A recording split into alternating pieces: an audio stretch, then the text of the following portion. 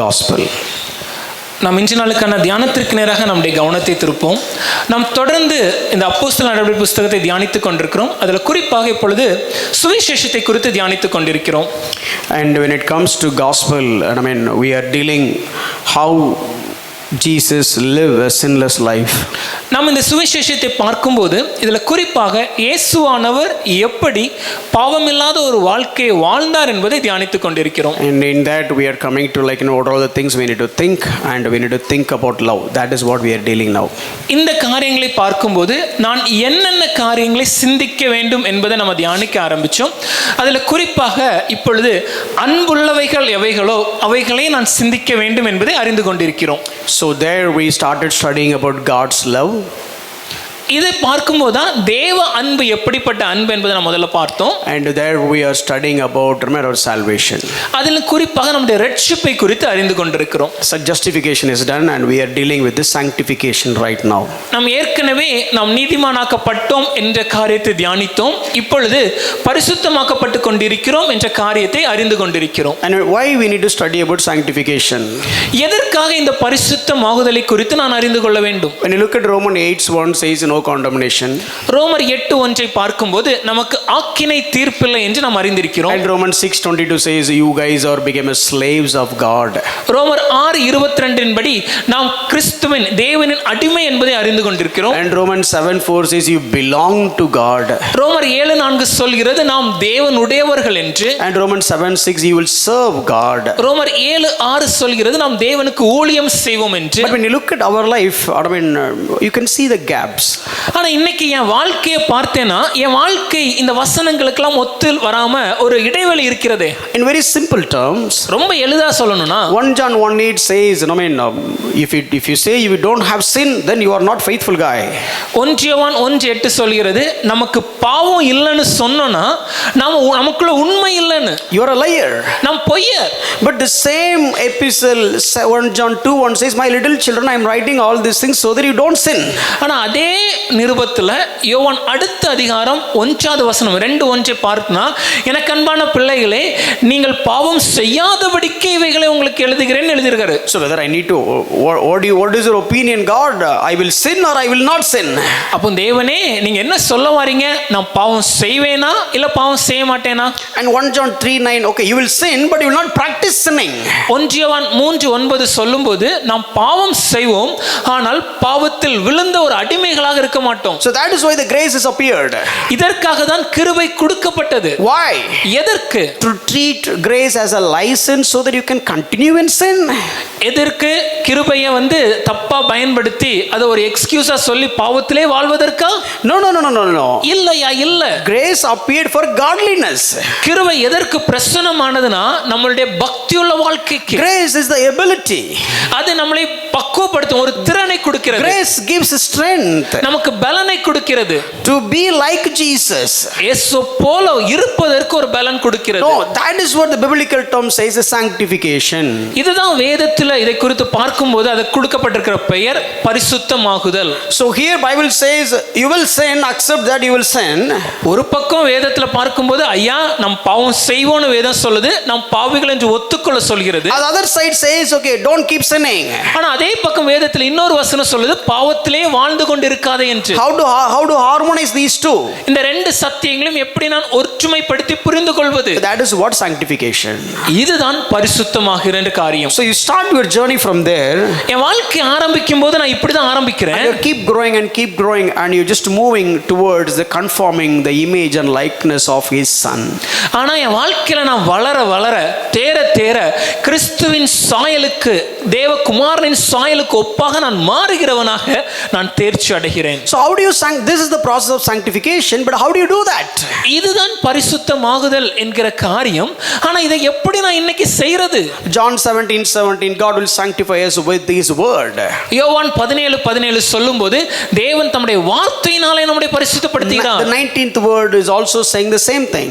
19வது வசனம் இதே தான் நமக்கு சொல்கிறது. But 2 Thessalonians chapter 2:13 says you will be sanctified through the Holy Spirit. ஆனால் 2 2 தெசலோனிக்கேயர் 2:13 சொல்லும்போது பரிசுத்த ஆவியானவர் தாமே நம்மளை பரிசுத்தப்படுத்துவார் என்கிறது. And Galatians 5:24 is also backing up that scripture. இதே வசனத்தை, இதே சத்தியத்தை கலாத்தியர் 5:24 நாம் பார்க்கிறோம். So this is what we are dealing. How do we get sanctified? இத தான் நாம படிச்சிட்டு இருக்கிறோம். எப்படி ஐயா நான் பரிசுத்தமாக வாழ்வது? The very basic terminology, I thought I said I'll teach you 4 words. இத குறித்து நான் உங்களுக்கு பேசும்போது நான் ஏற்கனவே சொன்னேன் 4 வார்த்தைகளை நான் உங்களுக்கு கற்றுக் The கொடுப்பேன். first we have studied about to walk. முதலாவது வார்த்தை நடக்கிறது. What do you mean by walking? நடக்கிறதுனா என்ன? I said walking is a lifestyle. நடக்கிறது என்பது அது ஒரு வாழ்க்கை முறை. No, according to Luke 1:6, you can see the scripture there. இதெல்லாம் வசனத்தை நீங்க ஸ்லைட்ல பார்க்கலாம். லூக்கா 1:6 படி இது ஒரு வாழ்க்கை முறை. And walking is related to your mind. இந்த நடக்கிறது என்பது நம்முடைய சிந்தனையை பொறுத்தது. And it's talking about the direction, which way you are going. இது என்னுடைய வழியை குறித்து, எந்த வழியா என் வாழ்க்கை இருக்கு. And your interest, godly interest or worldly interest. என்னுடைய ஆர்வம், விருப்பம் தேவனுக்கேற்ற விருப்பமா இல்லது உலகத்திற்கேற்ற விருப்பமா? And your destiny. கடைசி என்னுடைய இலக்கு. The plan and purpose of God or the plan and purpose of yourself. என்னுடைய வாழ்வின் திட்டமும் நோக்கமும் தேவன் கொடுத்ததா இல்ல என்னுடைய விருப்பத்திற்கேற்ற திட்டமும் நோக்கமுமா? That is what walking. இதுதான் நடக்கிறது. What is the second word we have studied? இரண்டாவதா நாம் எதை கற்றுக்கொண்டோம்? இதெல்லாம் எங்க இருந்து கத்துக்கிட்டோம் உங்களுக்கு அது ஞாபகம் இருக்கா முதல்ல? The book of Romans. இந்த எல்லா காரியங்களுமே ரோமர் புத்தகத்திலிருந்து தான் நாம் கற்றோம். Especially 6th chapter and 8th chapter. அதிலும் குறிப்பாக 6வது அதிகாரமும் 8வது அதிகாரம். And here the second word is, do you know? இரண்டாவது, நீங்கள் அறிந்திருக்கிறீர்களா? What should I know? ஐயா நான் எதை அறிந்திருக்க வேண்டும்? Sin is seducing. ஐயா இந்த பாவம் நயவஞ்சகம் உள்ளது. Sin is smiling and deceiving. இந்த பாவம் சிரித்துக்கொண்டே நம்மை வஞ்சகத்தில் விழ செய்யும். Sin is causing slavery. இந்த பாவம் அடிமைத்தனத்தை கொண்டு வரும். If you give a little bit foothold, it will build its own stronghold. நீங்க கால் வைக்கிறதுக்கு இடம் கொடுத்தா போதும் அந்த பாவம் அது தலான வச்சு படுத்துரும். அது அரண் மாதிரி. So then human body, the physical sense is the key for the hold of sin. இந்த பாவம் நம்மளை ஆளுகை செய்வதற்கு நம்முடைய சரீரத்தின் உணர்வுகள் மூலமாகவே அது நடக்கிறது. So what else I need to know? அப்ப நான் என்னெல்லாம் செய்யணும்? You need to understand your state. என்னுடைய நிலைமை என்னவென்று நான் அறிய வேண்டும். Who you are really. உண்மையாகவே நான் யாரையா? Not the way what you feel. எனக்கு தோன்றுகிற அனுபவ உணர்ச்சி அல்ல. Not the way what others is talking about you. இல்ல மத்தவங்க என்ன குறித்து என்ன சொல்றாங்க என்பதல்ல. What does the Bible say about you? வேதம் என்னை குறித்து என்ன சொல்கிறது? You are crucified with Jesus Christ. நான் கிறிஸ்துவோடு அறையப்பட்டேன். You died with Jesus Christ. கிறிஸ்துவோடு மரித்தேன். You buried with Jesus Christ. கிறிஸ்துவோடு அடக்கம் பண்ணப்பட்டேன். You raised with Jesus Christ. கிறிஸ்துவோடு எழும்பினேன். You have got the new life in you. கிறிஸ்துவுக்குள்ளாக எனக்கு ஒரு புதிய வாழ்க்கை, புது ஜீவன் கொடுக்கப்பட்டிருக்கிறது. பழைய மனுஷன் அவன் மரித்து போனான். How come you will give in to sin? அப்படி இருக்கும்போது எப்படியா பாவத்துக்கு நான் என்ன விட்டு கொடுப்பது? This second word we have studied, know. இரண்டாவதா நாம் கற்றுக்கொண்ட வார்த்தை அறிந்து கொள்வது. What is the third word? மூணாவது என்ன வார்த்தை படிச்சோம்? சத்தமா சொல்லுங்க. Reckon. What do you mean by reckon? Reckon அந்த எண்ணிக்கொள்வது என்றால் என்ன? In very simple term. ரொம்ப எளிமையா சொல்லணும்னா faith in action. அத நம்ம விசுவாசத்தை வாழ்க்கையில வாழ்றது. Let me put it in this way. இப்படி சொல்றேனே. Sometimes we claim the promise. சில நேரத்துல நம்ம வாக்குத்தத்தத்தை விசுவாசித்து பெற்றுக்கொள்கிறோம். You will claim it. அத நம்ம பெற்றுக்கொள்கிறோம், நம்புறோம். No, Jacob said, you have said this, Lord. யாக்கோபு சொன்னது போல ஆண்டவரே நீர் சொன்னீரே. That's why I do this, Lord. ஆகவே நான் இதை செய்கிறேன். That is something God had promised and looking for God to perform. இது எப்படினா தேவன் ஒரு வாக்குத்தத்தத்தை எனக்கு கொடுத்திருக்கிறாரு. இப்போ நான் தேவனை நோக்கி நான் பார்க்கிறேன். தேவனே நீர் வாக்குரைத்தீரே, நீர் அதை செய்வீர் என்று. This is something I need to take action because God said it. இது எப்படினா ஐயா தேவன் சொல்லிவிட்டார், ஆகவே அதை நம்பி நான் சில விஷயத்தை செய்கிறேன். If the court has given you the order of deliverance, ஒருவேளை இன்னைக்கு நீதிமன்றத்துல நமக்கு விடுதலைன்னு ஒரு தீர்ப்பு கொடுத்துட்டாங்கன்னா, you have that order in your hand, அந்த தீர்ப்பு நம்ம கையில இருக்கு, and the jailer is on the doorstep. இப்போ அந்த சிறைச்சாலை அதிகாரி அங்க கதவருகே நின்று இருக்கிறானா, jailer may have the weapon in his hands. ஒருவேளை அந்த அதிகாரி கையில ஆயுதங்கள் இருக்கலாம். Maybe the jailer looks like a very rugged and hard man. ஒருவேளை அந்த அதிகாரி பார்ப்பதற்கு ரொம்ப கரடு முரடான ஒரு முரட்டு குணம் கொண்டவரா தோன்றலாம். But you will, if you are if you are a logically thinking person, you will not sit inside the prison. ஆனா கொஞ்சம் சமயோதித்த புத்தியை கொண்டு நம்ம யோசிக்கிற ஒரு மனுஷனா இருந்தோம்னா தீர்ப்பு வந்த பிறகு இன்னும் நம்ம ஜெயில உட்கார்ந்திருக்க மாட்டோம். Because you have the verdict in your hands. ஏன்னா தீர்ப்பு நம்ம கையில இருக்கு. Now you have to act upon it. அதன்படி இப்போ நம்ம நடக்க ஆரம்பிக்கணும். You have to go and ask the jailer, see, I got delivered. நம்ம போய் அதிகாரிட்ட சொல்லணும், சிறைச்சாலை அதிகாரியே பாருங்க எனக்கு தீர்ப்பு கொடுத்துட்டாங்க, விடுதலை. Look at the verdict of the court. நீதிமன்றம் கொடுத்த தீர்ப்பை பாருங்கள். How can you stop me? எப்படி நீங்க என்ன நிறுத்தலாம்? Open the door, I should go out. கதவை திறங்க, நான் வெளியே செல்லணும். You cannot ask the judge to come and speak to the jailer. சிறைச்சாலை அதிகாரிட்ட வந்து பேசுறதுக்கு நீங்க போய் நீதிபதியை கூட்டிட்டு வர மாட்டீங்க. No, the judge has given the order. நீதிபதியிடத்துல ஒரு தீர்ப்பு கொடுத்தாச்சு. Now here it is not expecting a judge, you please come and tell this guy. இப்போ ஐயா நீதிபதி அவர்களே நீங்களே வந்து சொல்லணும்னு எதிர்பார்க்க மாட்டோம். Judge will not come. நீதிபதி வர மாட்டாரு. You need to act upon it. நீங்க தான் செயல்படணும். God said, தேவன் சொல்கிறார், you are saved. நீங்கள் ரட்சிக்கப்பட்டீர்கள். You are justified. நீங்கள் நீதிமான்கள். Justified means you crucified with Christ. நீதிமான்னா என்ன? நான் கிறிஸ்துவோடு அறையப்பட்டேன். And you died with Christ. கிறிஸ்துவோடு மரித்தேன். Buried with Christ. கிறிஸ்துவோடு அடக்கம் பண்ணப்பட்டேன். And raised with Christ with the newness of life. கிறிஸ்துவோடு உயிர்த்தெழுந்த ஒரு புது ஜீவனுடையவனாக இருக்கிறேன். Act accordingly. ஆகவே அத போல அதன்படியான ஒரு வாழ்க்கை எனக்கு இருக்கணும். That is what reckon. இதுதான் எண்ணிக்கொள்வது. And today we are going to study the fourth word. இன்னைக்கு நான்காவது ஒரு வார்த்தையை நாம பார்க்க போறோம். By the way, what is the fourth word? சத்தமா சொல்லுங்க. What is the fourth word? அதே பயந்துட்டே சொல்றீங்களே. Present. நான்காவதாக ஒப்பு கொடுப்பது. Yield. விட்டு கொடுப்பது. So that is what we are going to study today. இன்னைக்கு இந்த வார்த்தையை தான் நம்ம கற்றுக்கொள்ள போறோம். Before get into that, I just want to connect the one bridge, that is Romans 6:12. இந்த வார்த்தையை விளக்குவதற்கு முன்பாக இதை இணைக்கிறதுக்காக ரோமர் 6:12 நான் உங்களுக்கு விளக்க விரும்புறேன். See, when it comes to Romans 6:12, let not sin therefore reign in your mortal body. ரோமர் 6:12 பார்க்கும்போது சாவுக்கேதுவான உங்கள் சரீரத்தில் பாவம் ஆளாதிருப்பதாக. Bible doesn't say that let the sin not rule you. வேதம் சொல்லும்போது பாவம் உங்களை ஆளாதிருப்பதாகன்னு சொல்லல. Bible doesn't say that let the sin not rule your soul. வேதம் சொல்லும்போது பாவம் உங்கள் ஆத்துமாவை ஆளாதிருப்பதாகன்னு சொல்லல. And Bible doesn't say that let the sin rule over your body. வேதம் சொல்லும்போது பாவம் உங்கள் சரீரத்தை ஆளுகை செய்யாதிருப்பதான் சொல்லல. Mortal body. சாவுக்கேதுவான உங்கள் சரீரத்தை ஆளாதிருப்பதாக. Body, what you see, ஐயா நம்ம பார்க்கிற இந்த சரீரம், this is the mortal body. இது ஒரு சாவுக்கேதுவான சரீரம். This is a decaying body. இது கெட்டு போகிற சரீரம். But this is the only hold for the devil. ஆனா இன்னைக்கு பிசாசுக்கு இருக்கிற ஒரே வாய்ப்பு இது மாத்திரமே. So when British was ruling in India, ஒரு காலகட்டத்தில் ஆங்கிலேயர்கள் இந்திய நாட்டை ஆண்டு கொண்டிருந்த போது, there are a lot of small Indian kingdoms. அங்க இந்திய தேசத்துல அநேக சிற்றரசர்கள் அங்க வச்சிருந்தாங்க. So for example, you all know Kattapomman. நாம எல்லாம் நன்கு அறிந்திருக்கிறோம் கட்டபொம்மன் என்கிற ஒரு அரசர். யாருன்னு தெரியுமா? கேள்விப்பட்டிருக்கீங்களா? அப்படி சொல்லணும். ஏதாவது Veerapandiya Kattabomman, you know that guy. So நம்ம எல்லாரும் அறிந்திருக்கிறோம் வீரபாண்டிய கட்டபொம்மன் என்கிற ராஜா. I think his name is Pommiyappan, right? Pommu, okay. And so this British people, they couldn't get capture of this particular place. இந்த ஆங்கிலேயர்களால இந்த அரசரை கைப்பற்றி அவருடைய இடத்தை கைப்பற்ற முடியல. Every time they look for the war, this guy was stand bold and very very rugged manner and very strategic guy.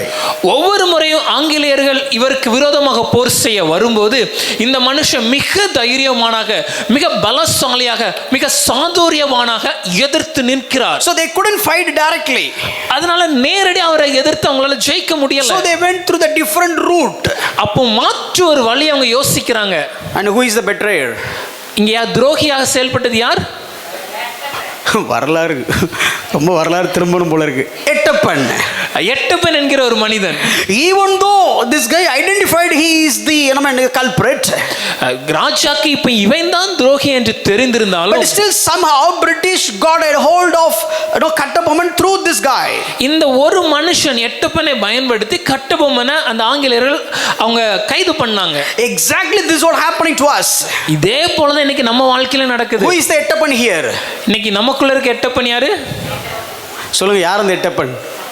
நீங்க நிறைய மேக்கப் போடுறீங்கல்ல, யார் அழகா காமிக்க நினைக்கிறீங்களோ அவர் தான் Ettappan. So the one with whom we are trying to show off in a very bright and a lovely way, that is the Ettappan. Okay, time ஆயிடுச்சு, move ஆயிடுறேன். So this body is the culprit. இந்த சரீரம் தான் இன்னைக்கு எட்டப்பனா செயல்படுது. So you need to control your body. ஆகவே இந்த சரீரத்தை நம்ம ஆளுகை செய்ய வேண்டும். You are giving this body to God or to sin. That is the key. ஐயா, இன்னைக்கு என் சரீரத்தை தேவனுக்கு ஒப்பு கொடுக்கிறேனா இல்ல பாவத்துக்கு ஒப்பு கொடுக்கிறேனா என்பதுதான் முக்கியம். See, in Romans 6:6-7 it says you are no more slave. ரோமர் 6:6 ல இருந்து 7 சொல்லும்போது நாம் இன்றைக்கு அடிமைகள் அல்ல. See, if you are a slave you can yield to sin. நான் இன்னைக்கு அடிமையா இருந்தேனா பாவத்துக்கு இசைந்து கொடுக்கிறது எனக்கு புரியுது. But you are not slave to sin. ஆனா நான் பாவத்துக்கு அடிமை அல்ல. You were a slave to sin. முன்னே பாவத்திற்கு அடிமையா இருந்தேன். But now you are not a slave to sin. ஆனால் இப்பொழுது நான் பாவத்திற்கு அடிமை அல்ல. But still what you can do is, ஆனாலும் எனக்கு என்ன செய்ய முடியும்னா, you can allow the sin to rule over you. இந்த பாவம் என்னை ஆளுகை செய்வதற்கு என்னால விட்டு கொடுக்க முடியும். For example, if Sylvan has got arrested, ஒரு உதாரணத்திற்கு இப்போ என்ன ஒருத்தங்க கைது பண்றாங்க. and every now and then whenever I ask Sylvan will be there in the prison. எப்பெல்லாம் போதகர் என்னை தொடர்பு கொண்டாலும் கால் பண்ணாலும் நான் ஜெயில்ல தான் இருக்கிறேன். If you go, this guy is a very famous, in that prison and the local area. நான் இருக்கிற அந்த பகுதியில், அந்த வசிக்கிற இடத்துலயும் சரி, அந்த சிறைச்சாலையிலும் சரி, மிகவும் பிரபலமான ஒரு கைதியா நான் காணப்படுறேன். Such a bad person. அவ்வளவு மோசமான ஒரு மனுஷனா. கற்பனைக்கு கற்பனை அவ்வளவு பெரிய ஆள் மனம் திரும்பிட்டாரு நினைச்சிடாதீங்க. Just for understanding purpose. Such a cruel criminal he was. அவ்வளவு கொடூரமான குற்றவாளியாக நான் இருக்கிறேன். Every now and then whenever he see the police jeep or the patrol, he will afraid because he knows somehow or other he is connected with any other crimes. எப்பெல்லாம் இந்த காவல்துறை வாகனமோ இல்ல ரோந்துக்கு வர வாகனம் வருதோ அப்பெல்லாம் எனக்கு ஒரு பயம் உண்டாகும். ஏன்னா எப்படி ஏதாவது ஒரு தப்புல கண்டிப்பா நான் இல்லாம இருக்க வாய்ப்பே இல்லை. Any local celebration they will first put him in the prison. அங்க ஏரியால என்ன காரியம் நடந்தாலும் முதல்ல என்ன தூக்கி சிறைச்சாலையில போட்டுருவாங்க. Because somehow this guy will make trouble. ஏன்னா அந்த பண்டிகை நேரத்துல இவன் பிரச்சனையை உண்டு பண்ணதான் செய்வான். So any good celebration or bad celebration or a political celebration, the first action they will take this guy and put him on the prison. நம்ம வசிக்கிற இடத்துல ஒரு நல்ல காரியம் நடந்தாலும் சரி, ஒரு கெட்ட காரியம் நடந்தாலும் சரி, இல்ல ஒரு அரசியல் கூட்டம் நடந்தாலும் சரி, போலீஸ் பண்ற முதல் வேலை என்ன கைது பண்ணி சிறைச்சாலையில் அடைக்கணும். இல்லனா அங்க ஒரு பிரச்சனை உண்டாயிரும். He accepted Jesus Christ. இப்போ நான் இயேசுவை ஏற்றுக்கொள்கிறேன். His life has completely changed. என் வாழ்க்கை முற்றிலும் மாறுகிறது. Months gone by. மாதங்கள் கடந்தோடியது. Years gone by. வருஷங்கள் ஓடியது. He became a preacher. இப்போ ஒரு பிரசங்கியாராக மாறுகிறார். Very good life. ஒரு நல்ல வாழ்க்கை he is leading. வாழ்ந்து கொண்டிருக்கிறார். But there was a new police inspector come to this place. ஆனா புதிதாக இடமாறுதலாகி ஒரு காவல்துறை அதிகாரி வராங்க. He saw him before like such a cruel culprit. முன்னே ரொம்ப கொடூரமான குற்றவாளியாக இருந்தபோது அந்த அதிகாரி என்ன பார்த்திருக்கிறாரு. Now there is a function in this place. இப்போ நாங்க வசிக்கிற இடத்துல ஒரு விழா இருக்குது. So now the police officers coming to this guy's house. அப்ப அந்த காவல்துறை அதிகாரி என் வீட்டுக்கு வந்து as usually he'll put him in the prison during this such kind of season. பொதுவா எந்த பண்டிகை காலனாலுமே என்ன எப்படி ஜெயில போடுவாங்களோ அதே எண்ணத்தோட அவர் வருகிறார். Now he is coming. அவர் வந்து and asking Sylvan, என்ன நோக்கி பார்த்து get in the car, get in the jeep. ஜீப்ல ஏறு அப்படி சொன்னா, usually whenever he says, Sylvan immediately get into the jeep and go to the prison. பொதுவா எப்பெல்லாம் காவல்துறை அதிகாரி வந்து ஜீப்ல ஏற சொன்னாங்களோ நானும் உடனே ஏறி சிறைச்சாலைக்கு போயிடுவேன். Because they have rights. ஏன்னா அதுக்கு அவங்களுக்கு உரிமை இருந்துச்சு. They have power. அவங்களுக்கு அதிகாரம் இருந்துச்சு. But now, ஆனா இப்போ his track record is clean. என்னுடைய வாழ்க்கை முறை மாறியது. Not committed any crime. எந்த தவறும் இழைக்கவில்லை. Living a very pious life. ஒரு தேவபக்தியுள்ள வாழ்க்கை வாழ்கிறேன். Everybody knows about his lifestyle. சுற்றி இருக்கிற எல்லாருக்குமே என்னுடைய வாழ்க்கை முறை பற்றி தெரியும். Now the police officer comes. இப்போ போலீஸ் அதிகாரி வந்து and asking Sylvan, என்ன கூப்பிட்டு, okay, come and get in the jeep. வா வந்து ஜீப்ல ஏறுன்னு சொன்னா, now the call is in the hand of Sylvan. இப்போ போணுமா வேண்டாமாங்கிற முடிவெடுக்கிற காரியம் என் கையில இருக்கு. Whether he is yielding or not, that is his own call. நான் இசைந்து கொடுக்கிறேனா இல்லையாங்கிறது என் முடிவு. Do you have the warrant? ஐயா கைது பண்ற பிடிவாரன் இருக்கா? Do you have the order? அதுக்கான உத்தரவு இருக்குதா? What mistake I have done? நான் எந்த தவறு செய்தேன்? No, I will call my lawyer. நான் என்னுடைய வழக்கறிஞரை கூப்பிடுவேன். For which rights you are coming and arrest me? என்ன காரியத்திற்காக உரிமையோடு நீங்க என்ன வந்து கைது பண்றீங்க? I will not yield. இதற்கு நான் வர மாட்டேன். I will not just like that come as the way I came before. உன்னை எப்படி இசைந்து வந்தேனோ அதே போல இப்ப நான் வருவதில்லை. I am not coming. நான் வர மாட்டேன். Basically this is the meaning of a present or yield. இதுதான் விட்டு கொடுப்பது இல்ல ஒப்பு கொடுப்பது என்கிற வார்த்தைக்கு அர்த்தம். You got my point? நான் சொல்ல வரது புரியுதா? புரியுதா? Earlier he'll simply go along with. முன்னே நான் அப்படி போயிடுவேன், கூப்பிட்ட உடனே போயிடுவேன். Now it is his call. ஆனா இப்ப போணுமா வேண்டாங்கிறது ஏன் முடிவு. Whether I can go or not. போவேனோ போக வேண்டுமா இல்ல இல்லையா? Maybe if I am not right. ஒருவேளை நான் தவறு செய்தேன், I am afraid about this officer. அந்த அதிகாரியை பார்த்து நான் பயப்படுவேன். Maybe I'll go along with him. ஆகவே அவரோடு இணைந்து நான் செல்லலாம். But if I know who I am. ஆனால் நான் யார் என்று எனக்கு தெரிந்திருக்கும் போது, If I know my track record is very clean. என்னுடைய வாழ்க்கை முறையில் எந்த தவறும் கரைகளும் இல்லைன்னு எனக்கு தெரியும் போது, If I do understand that person doesn't have any right over me.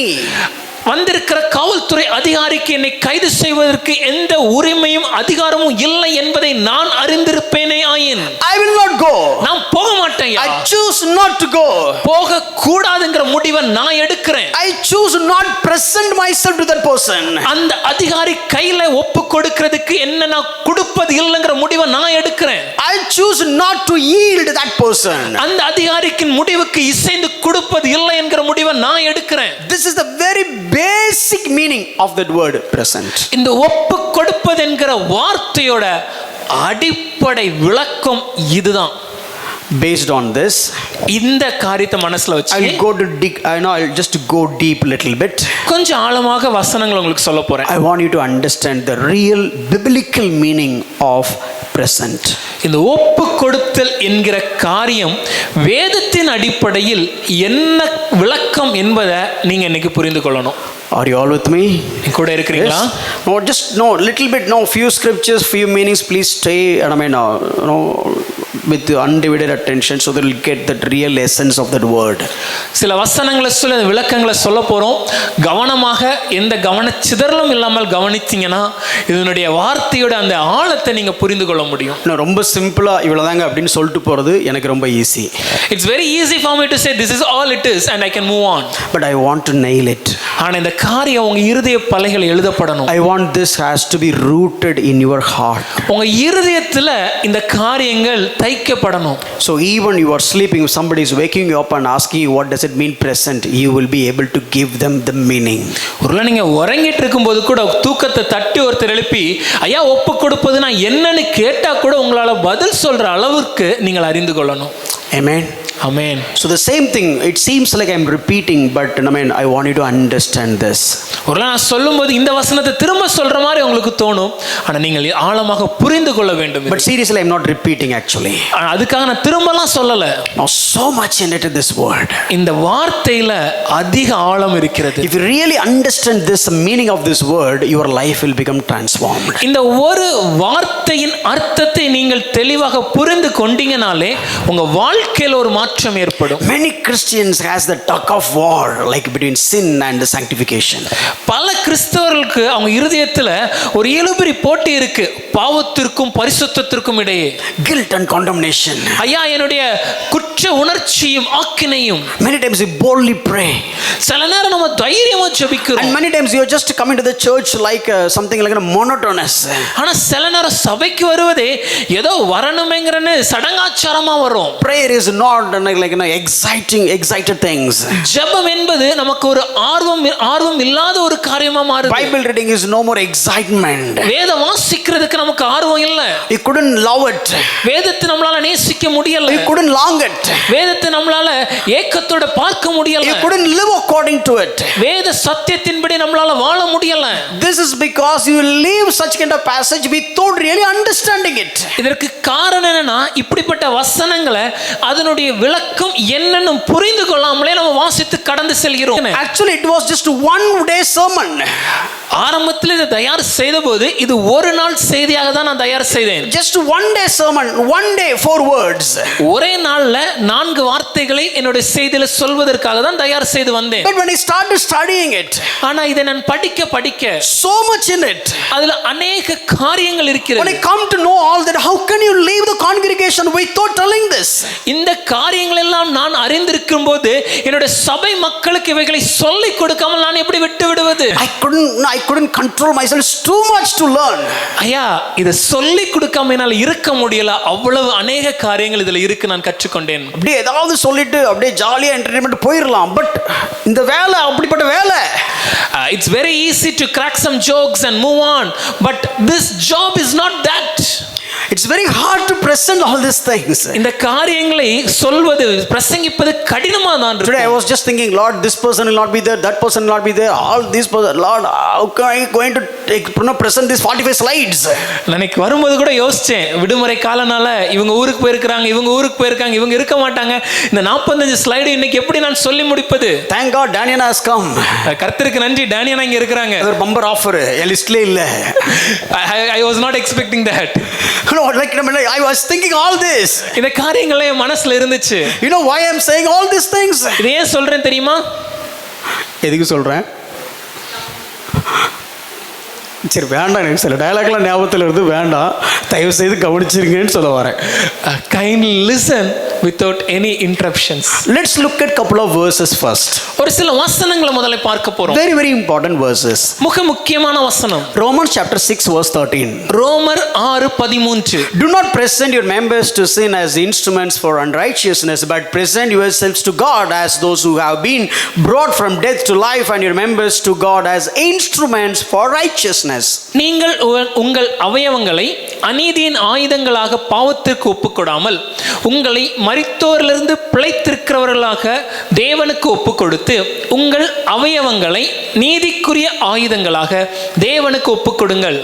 This is basically talking about ஒப்புக்கொடுத்தல், present. இந்த வசனம் திரும்ப இந்த ஒப்புக்கொடுக்கிறத பத்தி பேசுது. So how does it relate to sanctification? இந்த ஒப்புக்கொடுக்கிறதுக்கும் பரிசுத்தமாகுதலுக்கும் என்ன சம்பந்தம்? Look at the 19th verse of the same chapter. அதே அதிகாரத்துடைய 19வது வசனத்தை பாருங்க. So now present your members as slaves to righteousness leading to sanctification. இப்பொழுது பரிசுத்தமானதை நடப்பிக்கும்படி உங்கள் அவயவங்களை நீதிக்கு அடிமைகளாக ஒப்புக்கொடுங்கள். 6:13 says whether you need to present your members or not.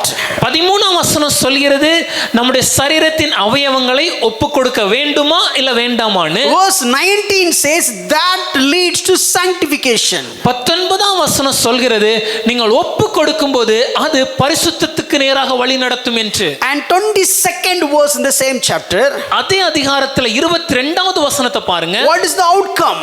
அதனுடைய முடிவு என்ன? The fruit you get leads to sanctification, and how long? And its end eternal life. பரிசுத்தமாகுதல் உங்களுக்கு கிடைக்கும் பலன் அது எவ்வளவு வரைக்கும்னா அதன் முடிவோ நித்திய ஜீவன்.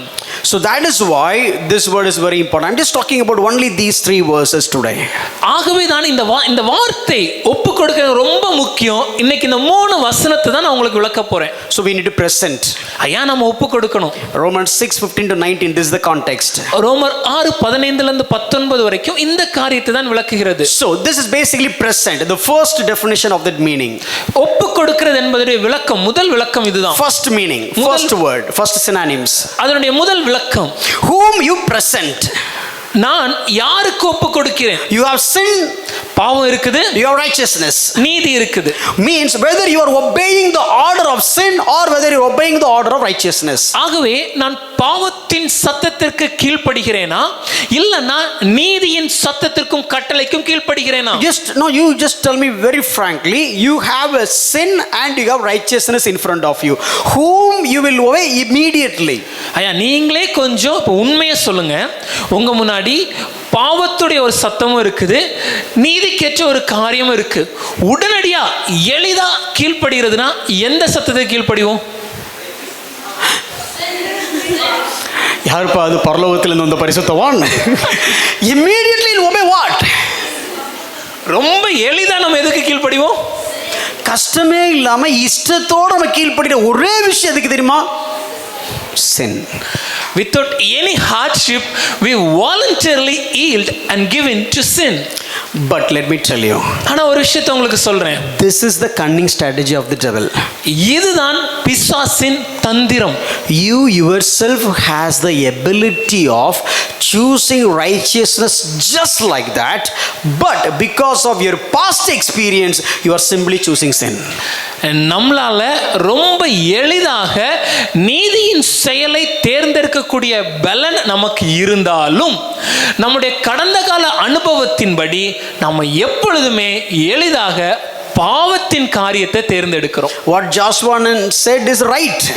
ஜாஷுவா சொன்ன காரியம் உண்மைதான். We should be automatically choose righteousness. நாம் உடனடியாகவே நீதிக்கேற்ற காரியத்தை தேர்ந்தெடுக்கணும். But see, everybody said we'll immediately choose sin.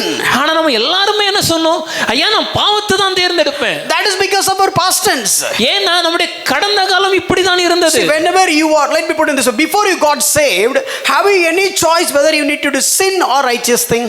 நீங்கள் ரட்சிக்கப்படுவதற்கு முன்னாடி ஐயா நான் நீதியை செய்யணுமா இல்ல பாவத்தை செய்யணுமாங்கிற தேர்ந்தெடுப்பு என்னைக்காவது இருந்திருக்கா? உங்களுக்குள்ள என்னைக்கா டவுட் வந்திருக்கா? ரட்சிக்கப்படுறதுக்கு முன்னே ஓகே நான் வந்து கடவுளுக்கு பிரியமான பிள்ளையா இருக்கணும், பாவம் செய்யக்கூடாது, கடவுளுக்கு பிரியமான பிள்ளையா இருக்கணும், பாவம் செய்யக்கூடாது, I should not sin, I should see right thing, I should not sin, I should do the right thing. Have you ever thought about it? No or yes? No. Before he got saved, எப்பொழுதாவது பாவத்தை செய்யணுமா இல்ல நீதியை செய்யணுமாங்கிற குழப்பம் நமக்குள்ள வந்திருக்கான்னு யோசிச்சா அப்படிப்பட்ட குழப்பம் நமக்கு வந்ததே இல்லை. I'll give one illustration so that you will clearly understand this. இதை விளக்குவதற்கு ஒரு எடுத்துக்காட்டு உங்களுக்கு சொல்றேன்.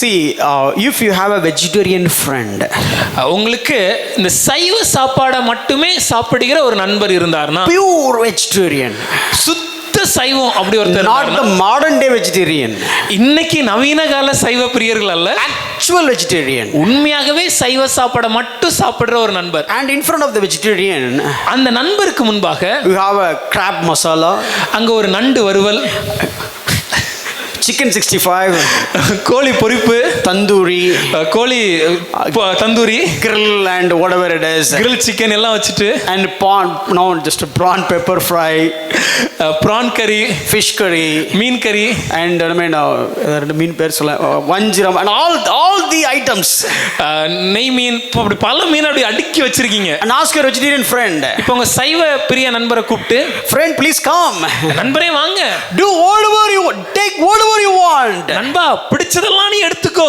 I'm not just giving everything is for you, எல்லாமே உனக்கு தான் நண்பா. if that person is a real vegetarian, would he eat anything from out of it? உங்க ஃப்ரெண்டு உண்மையான வெஜிடேரியனா இருந்தார்னா, சைவ சாப்பாடு சாப்பிட்றவரா இருந்தார்னா இது எதையாவது தொட்டு கூட பார்ப்பாரா? வாய்ப்பே இல்லை. Let me put it the other way. இதை கொஞ்சம் மாத்தி சொல்றேனே. For example, if I am coming, ஆனா இப்போ போதகர் வராருன்னா, I am pure non-vegetarian and vegetarian. நாங்க எப்பவுமே சைவ சாப்பாடும் சாப்பிடுவோம், ஆனா அதை விட அது அசைவ சாப்பாடு விரும்பி சாப்பிடுவோம். A pure non-vegetarian. எப்பொழுதுமே சைவத்துக்கு வேணாம், அசைவ சாப்பாடுல இருக்கலாம். We are coming here. இப்போ நாங்க வரோம். And here tomato rice, இங்க தக்காளி சாதம், dal rice, பருப்பு சாதம், and here it's something like maybe beetroot fry, all the veg dishes, ஒரு பீட்ரூட் பொரியலோட எல்லாம் இந்த கூட்டு வெஜிடபிள் கூட்டாவே இருந்துச்சுன்னா, நான்வெஜ்ஜுக்கு நிறைய டிஷ் ஞாபகத்துக்கு வந்துச்சு, வெஜ்ஜுக்கு டிஷ்ஷே ஞாபகத்துக்கு வரல. So whatever it is, so நிறைய சைவ காய்கறி வகைகள் ஒரே சொல்லி, அவியல் பொரியல் and all items, பொரியல் பப்படம் எல்லாம் இருக்கு, ரசம் kind of a விஷம், but whatever it is, ஒரு விஷம் போன்ற ரசம் இல்ல, ஏதோ ரசம். But now I'm coming. இப்போ நான் வரேன். Do I have a choice? Would I eat or not? இப்போ சாப்பிடலாமா கூடாதாங்கிற தேர்வு எனக்கு வருமா? சாப்பிட முடியுமா முடியாதா? Can I eat it? I can eat it. என்னால சாப்பிட முடியும். Whether I like it or not, but still I can have it. எனக்கு பிடிக்குதோ பிடிக்கலையோ என்னால அதை சாப்பிட முடியும். While I was taking the rasam vesham, அந்த ரசத்தை எடுக்கும்போது, I was just putting the rasam in the rice and just about to eat. அந்த ரசத்தை சாதத்துல பிசைஞ்சு சாப்பிட முயற்சிக்கும் I போது, could feel some pleasant aroma which is very familiar to my nostrils. என்னுடைய சுவாசத்திற்கு மிகவும் பரிச்சயமான ஒரு நறுமணம் என்னை தேடி வருகிறது. My hand is just going to the plate and stopped. அந்த தட்டுக்கு போன என் கை அப்படியே நின்னுச்சு. Anonymously. அப்படி அது அறியாமலே அனிச்சை செயலாக. Uncontrollably it stopped. அனிச்சை செயலாக அது நிக்குது. My head is automatically turned. இப்போ என் தலை ஆட்டோமேட்டிக்கா திரும்புது. A chicken biryani is coming. அங்க ஒரு சிக்கன் பிரியாணி வந்துச்சு. And they are serving all the non-veg items. Okay, now only they cooked and put all the sizzlers and everything is coming. இப்போதான் தயார் செய்து உடனடியா அந்த சிஸ்லர்ஸ் எல்லா விதமான அசைவ சாப்பாடும் வரும்போது பாத்தீங்களா சிஸ்லர்ஸ்க்கு தமிழ்ல டிரான்ஸ்லேஷன் தெரியல. Okay, all items are coming here. எல்லா அசைவ சாப்பாடு வருது. So now what I'll do? இப்போ நான் என்ன செய்யணும்? Now I can make a choice. இப்போ எனக்கு ஒரு தேர்வு இருக்கு. I leave it just like that. அசைவ சாப்பாடு அப்படியே விட்டுட்டு I'll automatically go and just plunge myself in all these foods. உடனடியா திரும்பி இந்த அசைவ சாப்பாட்டுக்குள்ளே என்னை மூழ்கடித்துக் கொள்வேன். Because I know this is more tastier than this. ஏன்னா எனக்கு தெரியும் இந்த அசைவ சாப்பாடு இந்த சைவத்தை விட எனக்கு ரொம்ப ருசியான உணவாக இருக்குது. I'm obeying. ஆகவே நான் கீழ்ப்படிகிறேன். Because I know the taste. ஏன்னா இந்த ருசி எனக்கு தெரியும். I know the taste. எனக்கு ருசி தெரியும். The Sylvan or maybe a vegetarian friend. ஒருவேளை சைவ சாப்பாடே சாப்பிடுற ஒரு நண்பர் இருந்தா he is there. அவர் அங்கதான் இருக்காரு. All vegetarian, all non-vegetarian. சைவ சாப்பாடு இருக்கு அசைவ சாப்பாடு இருக்குன்னா but he never felt the taste. இவர் இதுவரைக்கும் அசைவ சாப்பாட ருசி கண்டதே இல்ல. He never enjoyed the taste. அந்த சாப்பாட்டின் ருசியை அனுபவித்ததே இல்ல. He never started eating it. அந்த அசைவ சாப்பாட சாப்பிட்டு பார்த்ததே இல்ல. So he is simply going with vegetarian. ஆகவே எப்பொழுதுமே தானாக அவருடைய கால்கள் சைவ சாப்பாட்டுக்கு நேராக செல்லும். When it comes to me, ஆனா என்ன பார்க்கும்போது I started to train myself from at least 8 months old. ஒரு 8 மாச குழந்தையா இருக்கும்போதே இந்த அசைவ சாப்பாட்டுக்கு நான் பக்குவப்படுத்தி விட்டேன். They'll give the liver alone first. ஆரம்பத்துல இந்த லிவர் மட்டும் கொடுப்பாங்க. And they'll give only the marrows of the bone. அமர அந்த மஜ்ஜையை மட்டும் கொடுப்பாங்க. I started training myself slowly. So at one point of time, I just wanted to eat only non-veg. அந்த சின்ன வயசுல இருந்தே பயிற்சி பெற்று ஒரு நாள் வரும்போது எப்பொழுதுமே அசைவ சாப்பாடையே விரும்புகிறேன். If you practice righteousness, ஐயா நீதியை நீங்க பயிற்சி செய்தீங்கன்னா, if you practice eat non-veg, நீங்க அசைவ சாப்பாடை சாப்பிடுறது மாதிரி நீங்க பயிற்சி செஞ்சீங்கன்னா, a day will come. ஒரு நாள் வரும் automatically obey. A day will come, automatically obey to the righteous thing. ஒரு நாள் வரும் தானாகவே நீங்கள் நீதிக்கு கீழ்ப்படிய ஆரம்பிப்பீர்கள். You will angry. இன்னைக்கு கோபம் இருக்கலாம். You will get irritated. இன்னைக்கு கடுப்பா இருக்கலாம். You will shout. கத்தலாம். You blast like anything. கோபப்பட்டு சத்தத்தை உயர்த்தலாம். But one day, ஆனால் ஒரு நாள், and whatever happened, I will not shout today. என்ன நடந்தாலும் நான் அமைதியா இருப்பேன். I will not open my mouth. என்னுடைய வாயை நான் இன்னைக்கு திறக்க போறதில்லை. By the power of the Holy Spirit, பரிசுத்த ஆவியானின் பலத்தினால் I am not going to shout. நான் இன்னைக்கு சத்தம் போட போவதில்லை. And you will just imagine, கொஞ்சம் கற்பனையாட்டு, everywhere it is peace. எல்லா இடத்துலயும் அமைதி. Oh, everywhere it is happiness. எல்லா இடத்துலயும் சந்தோஷம். You didn't spoil the mood. அந்த சந்தோஷத்தை நான் கெடுக்கல. You didn't spoil the dining table. அந்த சாப்பாடு அந்த மேஜையுடைய சந்தோஷத்தை நான் கெடுக்கல. You didn't spoil the dining table conversation. அந்த சாப்பாடு மேஜையில காணப்படும் உரையாடுகளை நான் கெடுக்கல. Oh, the kid is enjoying. குழந்தை சந்தோஷமா இருக்குது. And the husband is happy. கணவன் சந்தோஷமா இருக்காங்க. In-laws are also happy. மனைவியும் சந்தோஷமா Oh, இருக்காங்க. I could have opened the topic now. என்னால இப்போ அந்த காரியத்தை பேச முடியும். I wanted to open the topic. பேசணுங்கிறது எனக்கு தோணுது. I wanted to shout. எனக்கு சத்தம் போடணும்னு தோணுது. But I kept quiet. ஆனா அமைதியா இருந்து. Oh, the entire place, you have a very pleasant climatic condition. அமைதியா இருந்ததுனால அந்த மொத்த இடத்துலயும் ஒரு நல்ல சூழ்நிலை உருவாகுது. You obeyed. நீங்க கீழ்ப்படிஞ்சீங்க. You tasted. ருசிச்சீங்க. You keep doing it. At one point of time, you immediately, earlier you were so quick to shout, now you are so quick to calm yourself. ஆனால் இதை கொஞ்சம் கொஞ்சமாக செஞ்சுக்கிட்டே இருந்தோம்னா, முன்னே சத்தம் போடுறது ரொம்ப எளிதாக நமக்கு உடனே செய்வோம். ஆனால் இன்னைக்கு அமைதியாக இருக்கிறத ரொம்ப எளிதாக உடனே நம்மளால் செய்ய முடியும். Whenever there is a dispute, எப்பெல்லாம் ஒரு பிரச்சனை ஏற்படுதோ, you'll have two voices in your heart. நம்ம இருதயத்துல ரெண்டு சத்தம் கேட்கும். One is ஒன்று leading to righteousness, நீதிக்கேற்ற காரியத்தை and கீழ்ப்படிய, one is இன்னொன்று leading to death. மரணத்துக்கு ஏதுவான காரியம். One will build the peace, ஒன்று சமாதானத்தை கெட்டும், one will break the peace, ஒன்று சமாதானத்தை சீர்குலைக்கும், one will build the relationship, ஒன்று குடும்பத்தை கெட்டும், one will break the relationship. இன்னொன்று குடும்பத்தை சீர்குலைக்கும். One leads towards the kingdom of God, ஒன்னு தேவ ராஜ்யத்திற்கு நேராக நம்மளை நடத்தும், one leads to the kingdom of the devil. மற்றொன்று பிசாசின் ராஜ்யத்துக்கு நேராக நம்மளை நடத்தும். This is something like veg and non-veg. இது அசைவத்திற்கும் சைவத்திற்கும் இடையே காணப்படும் போர் மாதிரி. If you train your tongue towards the taste of it, ஐயா என் நாக்க அந்த ருசிக்கு ஏற்றவாறு நான் பக்குவப்படுத்தி விட்டேன்னா, you will automatically choose. நான் எளிதாக தேர்ந்தெடுப்பேன். That is the first thing. அதுதான் முதல் காரியம். Obey. கீழ்ப்படிகிறது. சத்தமா சொல்லுங்க. Obey. கீழ்ப்படிவது. Obey. கீழ்ப்படிவது. These two voices. இந்த ரெண்டு சத்தத்திற்கு The hand wants to slap. ஐயா என் கை அடி பலார்னு அறையணும்னு தோணுது. One voice saying that slap it. ஒரு சத்தம் சொல்லுது அறைந்து விடு. And the other voice says, இன்னொரு சத்தம் சொல்லுது if you slap it, இப்ப அரைஞ்சேன்னா you will spoil the peace. சமாதானத்தை இழந்து விடுவேன். Stop doing it. ஆகவே அதை செய்யாதே. Obey. அதுக்கு கீழ்ப்படியணும். Keep obeying. அதுக்கு கீழ்ப்படிந்து கொண்டே You இருக்கணும். are keep sanctifying. நீங்கள் பரிசுத்தமாகி கொண்டே இருப்பீர்கள். So the first meaning is obeying. ஐயா இந்த ஒப்பு கொடுக்கல் என்கிற வார்த்தையோட விளக்கம், முதல் விளக்கம் கீழ்ப்படிவது. Hallelujah. Hallelujah. Got it? சத்தமா சொல்லுங்க, திருப்பி அதே பேசிடுவேன். Got it? Okay, the second meaning. இரண்டாவது விளக்கம். So when you look at this Greek word and find out how it has been used in the New Testament language. இந்த ஒப்பு கொடுப்பது என்கிற கிரேக்க வார்த்தையை நம்ம பார்த்து, இந்த கிரேக்க வார்த்தையை வேதத்துல புதிய ஏற்பாட்டுல என்னென்ன இடங்கள் எல்லாம் பயன்படுத்துறாங்க என்று நீங்க யோசிச்சு பார்த்தீங்கன்னா, Let's look at the gospel first. முதலாவதாக இந்த சுவிசேஷ புத்தகத்துல பார்க்கும்போது, So the living word is Jesus Christ.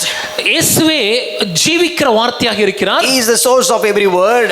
அவர்தான் வார்த்தைக்கு ஆதாரமாக இருக்கிறார். Let's find out how this word has been used in and around Jesus' life. அப்ப இயேசுவை சுற்றி, வார்த்தையாகிய தேவனை சுற்றி இந்த வார்த்தை எப்படி பயன்படுத்தப்பட்டிருக்குன்னு பார்க்கணும். Quickly, I'll just give a glimpse.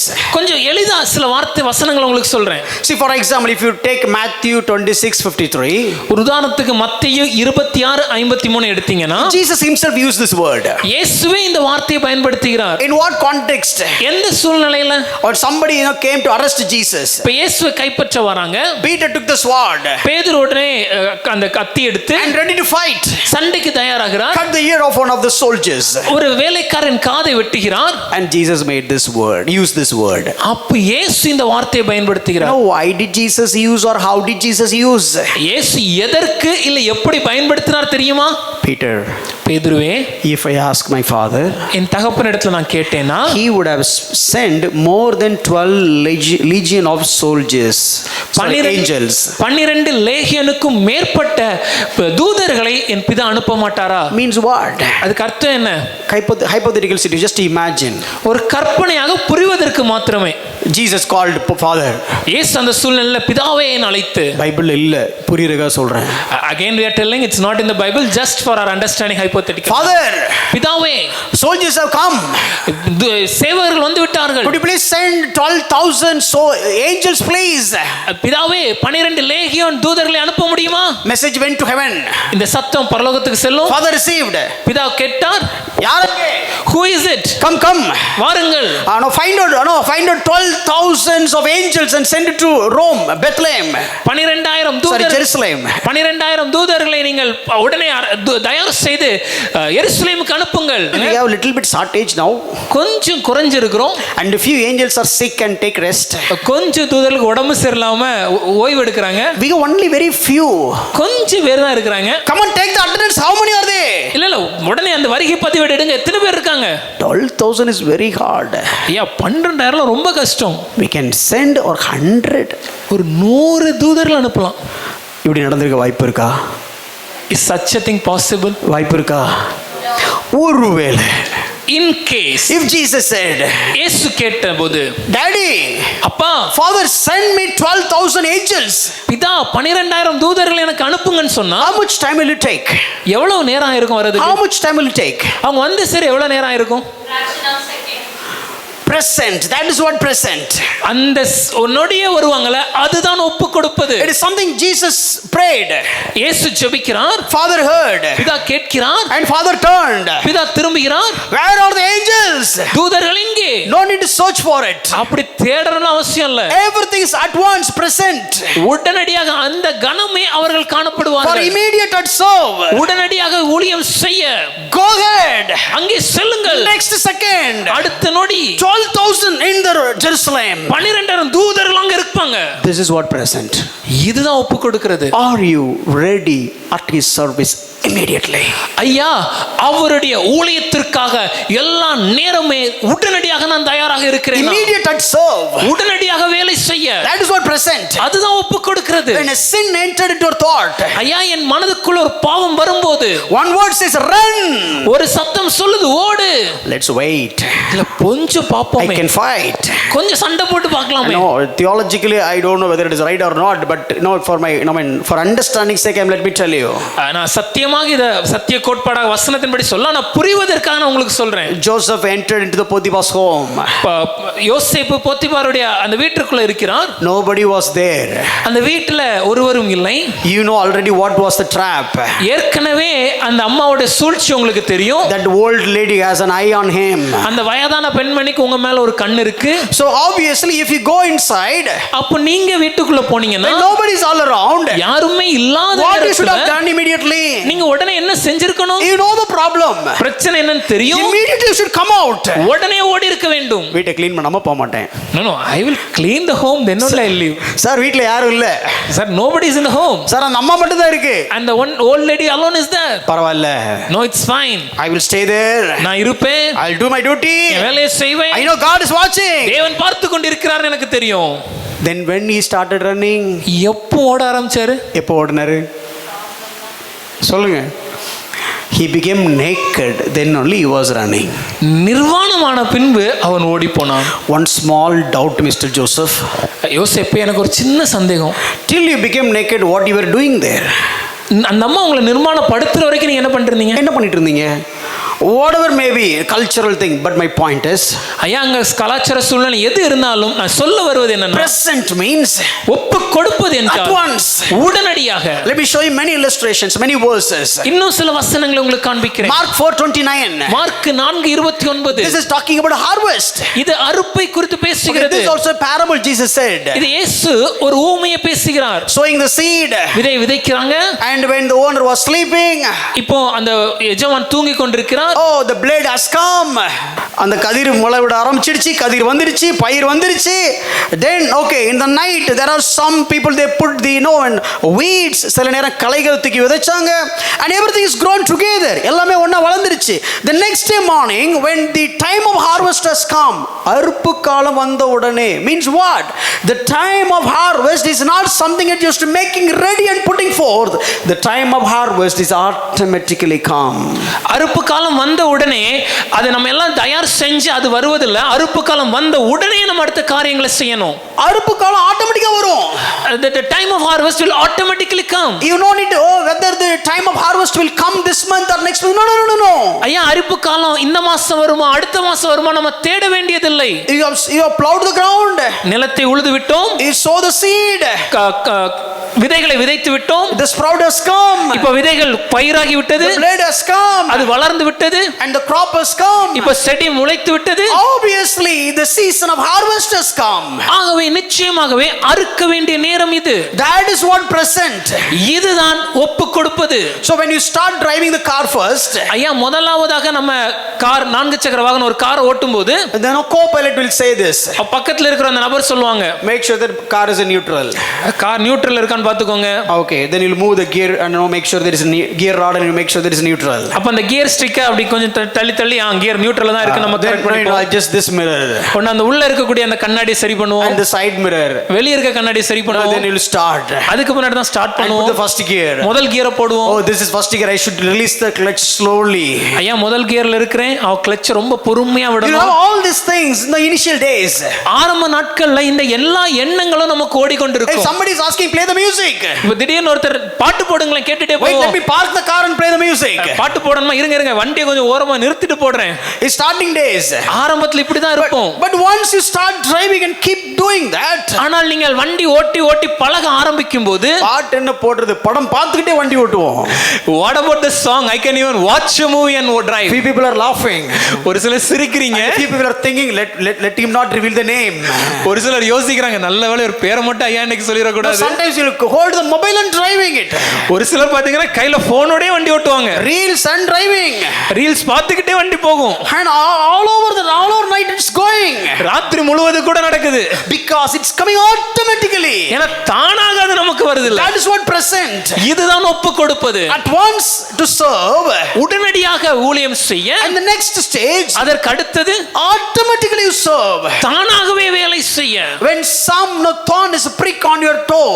ஐயா என் காலில் ஏதாவது முள் குத்திச்சுனா, Oh, the brain will not say, I think there may be a thorn pricked on your toe. Are you ready to check? உடனே நம்ம எண்ணத்துல நம்முடைய மூளை, எனக்கு உன் காலில் ஏதோ ஒரு முள் குத்தி இருக்கும்னு நினைக்கிறேன், ஆகவே நீ உன் காலை கொஞ்சம் சோதிச்சு பார்த்து முள் இருக்குதா இல்லையான்னு தேடி பார்க்கறியா, இப்படி சொல்லுமா? No. இல்ல, Automatically you take the leg. தானாகவே காலை எடுத்து And remove the thorn. நம்மளுடைய கடத்துல இருந்து இதை மாற்றி விடுவோம். That is how the present is something automatically willing to choose God. இதுதான் தானாகவே நான் தேவ சித்தத்தை செய்ய முடிவெடுக்கிறது. Just be available always. எப்பொழுதும் அவருக்காக நான் தயாராக இருப்பது. And if you read Luke 19:24, look 9:19-14 பார்க்கும்போது, this is something like this is the parable of talents. தாளந்துகள் அந்த ஊமையை பார்க்கும்போது, So here in this place, இந்த இடத்துல 10, one guy has got 10, ஒரு இடத்துல 10 தாளந்துகள் and கொடுக்கப்பட்டிருக்கிறது. he's got earned more. அவன் நிறையதை சம்பாதிக்கிறான். Another one is a 5. இன்னொருவருக்கு 5 தாளந்து கொடுக்கப்பட்டிருக்கிறது. அவன் இரண்டத்தை மாற்றுகிறான். And the one guy has got only 1 talent. ஆனால் ஒரு மனிதனுக்கு ஒரே ஒரு தாளந்து He கொடுக்கப்பட்டது. didn't do anything with that. அவர் அதை வேற எதுவுமே செய்யல. And God said, அப்போ தேவன் சொல்கிறான், call the one who is standing next to him. அவன் பக்கத்துல இருக்கிற அந்த மனுஷனை அழைத்து வந்து, Take it and give it to him. இவன்ட்ட இருக்கிறத வாங்கி அவன்ட்ட கொடுங்க. Present is ஒப்பு கொடுக்கிறதுனா always waiting for the order. எப்பொழுதுமே அந்த அரசாணைக்காக காத்திருப்பது. Just looking at the face of the king. ராஜாவுடைய முகத்தை எதிர்பார்த்து, The face is go there. ராஜா போ என்று சொல்லும்போது Immediately go away. உடனே செல்வது. Always looking for the order. That is present. எப்பொழுதுமே ராஜ கட்டளைக்காக தயாராக காத்திருப்பது. When Jesus was on the cross, இயேசு சிலுவையில் இருந்தபோது all disciples were ran away. எல்லா சீஷரும் ஓடி போயிட்டாங்க. And his mother was there. இப்ப அவங்களுடைய தாயார் அங்க இருக்கிறாங்க. And Jesus said, இயேசு அந்த இடத்துல சொல்கிறார், the one who is standing next to him, தனக்கு அருகிலே நின்ற சீஷனை பார்த்து, the beloved disciple, தனக்கு மிகவும் பிரியமாயிருந்த சீஷன், take care of my mother. என் தாயை He பார்த்துக்கொள். was on the cross, அவர் சிலுவையில் இருக்கிறார், fully in pain. முழுவதுமாக வலி. He would have not said, John, take care of my mom. No, he would have not said in that way. அங்கிருந்து ரொம்ப சத்தமாட்டி, யோவானே என் அப்பா அம்மாவை பார்த்துக்கொள்னு சொல்லியிருக்க வாய்ப்பு இல்லை. He would have said, I'm going to take care of mother. அந்த வழியில் அவர் சொல்லியிருக்கணும், என் தாயை பார்த்துக்கொள். But even he could hear that. அந்த மெல்லிய சத்தத்தை கூட And he கேட்டு could act upon it. அதன்படி செய்ய, Immediately. உடனடியாக செய்ய. That is what present. அதுதான் ஒப்பு கொடுப்பது. Luke 1:19. லூக்கா 1:19. Gabriel said, கேப்ரியல் தூதன் சொல்கிறான், I was stand in the presence of God. நான் தேவ சன்னிதானத்தில் நின்று கொண்டிருந்த போது, God wants to send a message to the world. தேவன் உலகத்திற்கு ஒரு செய்தியை கொடுக்க And விரும்புகிறார். Gabriel is the telecommunication department. அங்க காபிரியல் தான் தொலைத்தொடர்பு அந்த காரியத்துடைய தலைவராக இருந்திருக்கணும். Michael is the head of the army. மிகாவேல் தான் அவருடைய போர்படை தளபதியா So இருந்திருக்கணும். any communication you can see Gabriel has come. பொதுவாகவே எந்த தொலைத்தொடர்பு எந்த செய்தி கொண்டு வருதுன்னா காபிரியல் தூதன் வருகிறார். God said, Gabriel, go to and meet this Zachariah and tell this news. தேவன் காபிரியலே சகரியாவிடம் சென்று இந்த செய்தியை சொல்லுன்னு சொன்ன உடனே, This is what present. Immediately he went. உடனடியாக அவர் சென்றாரே.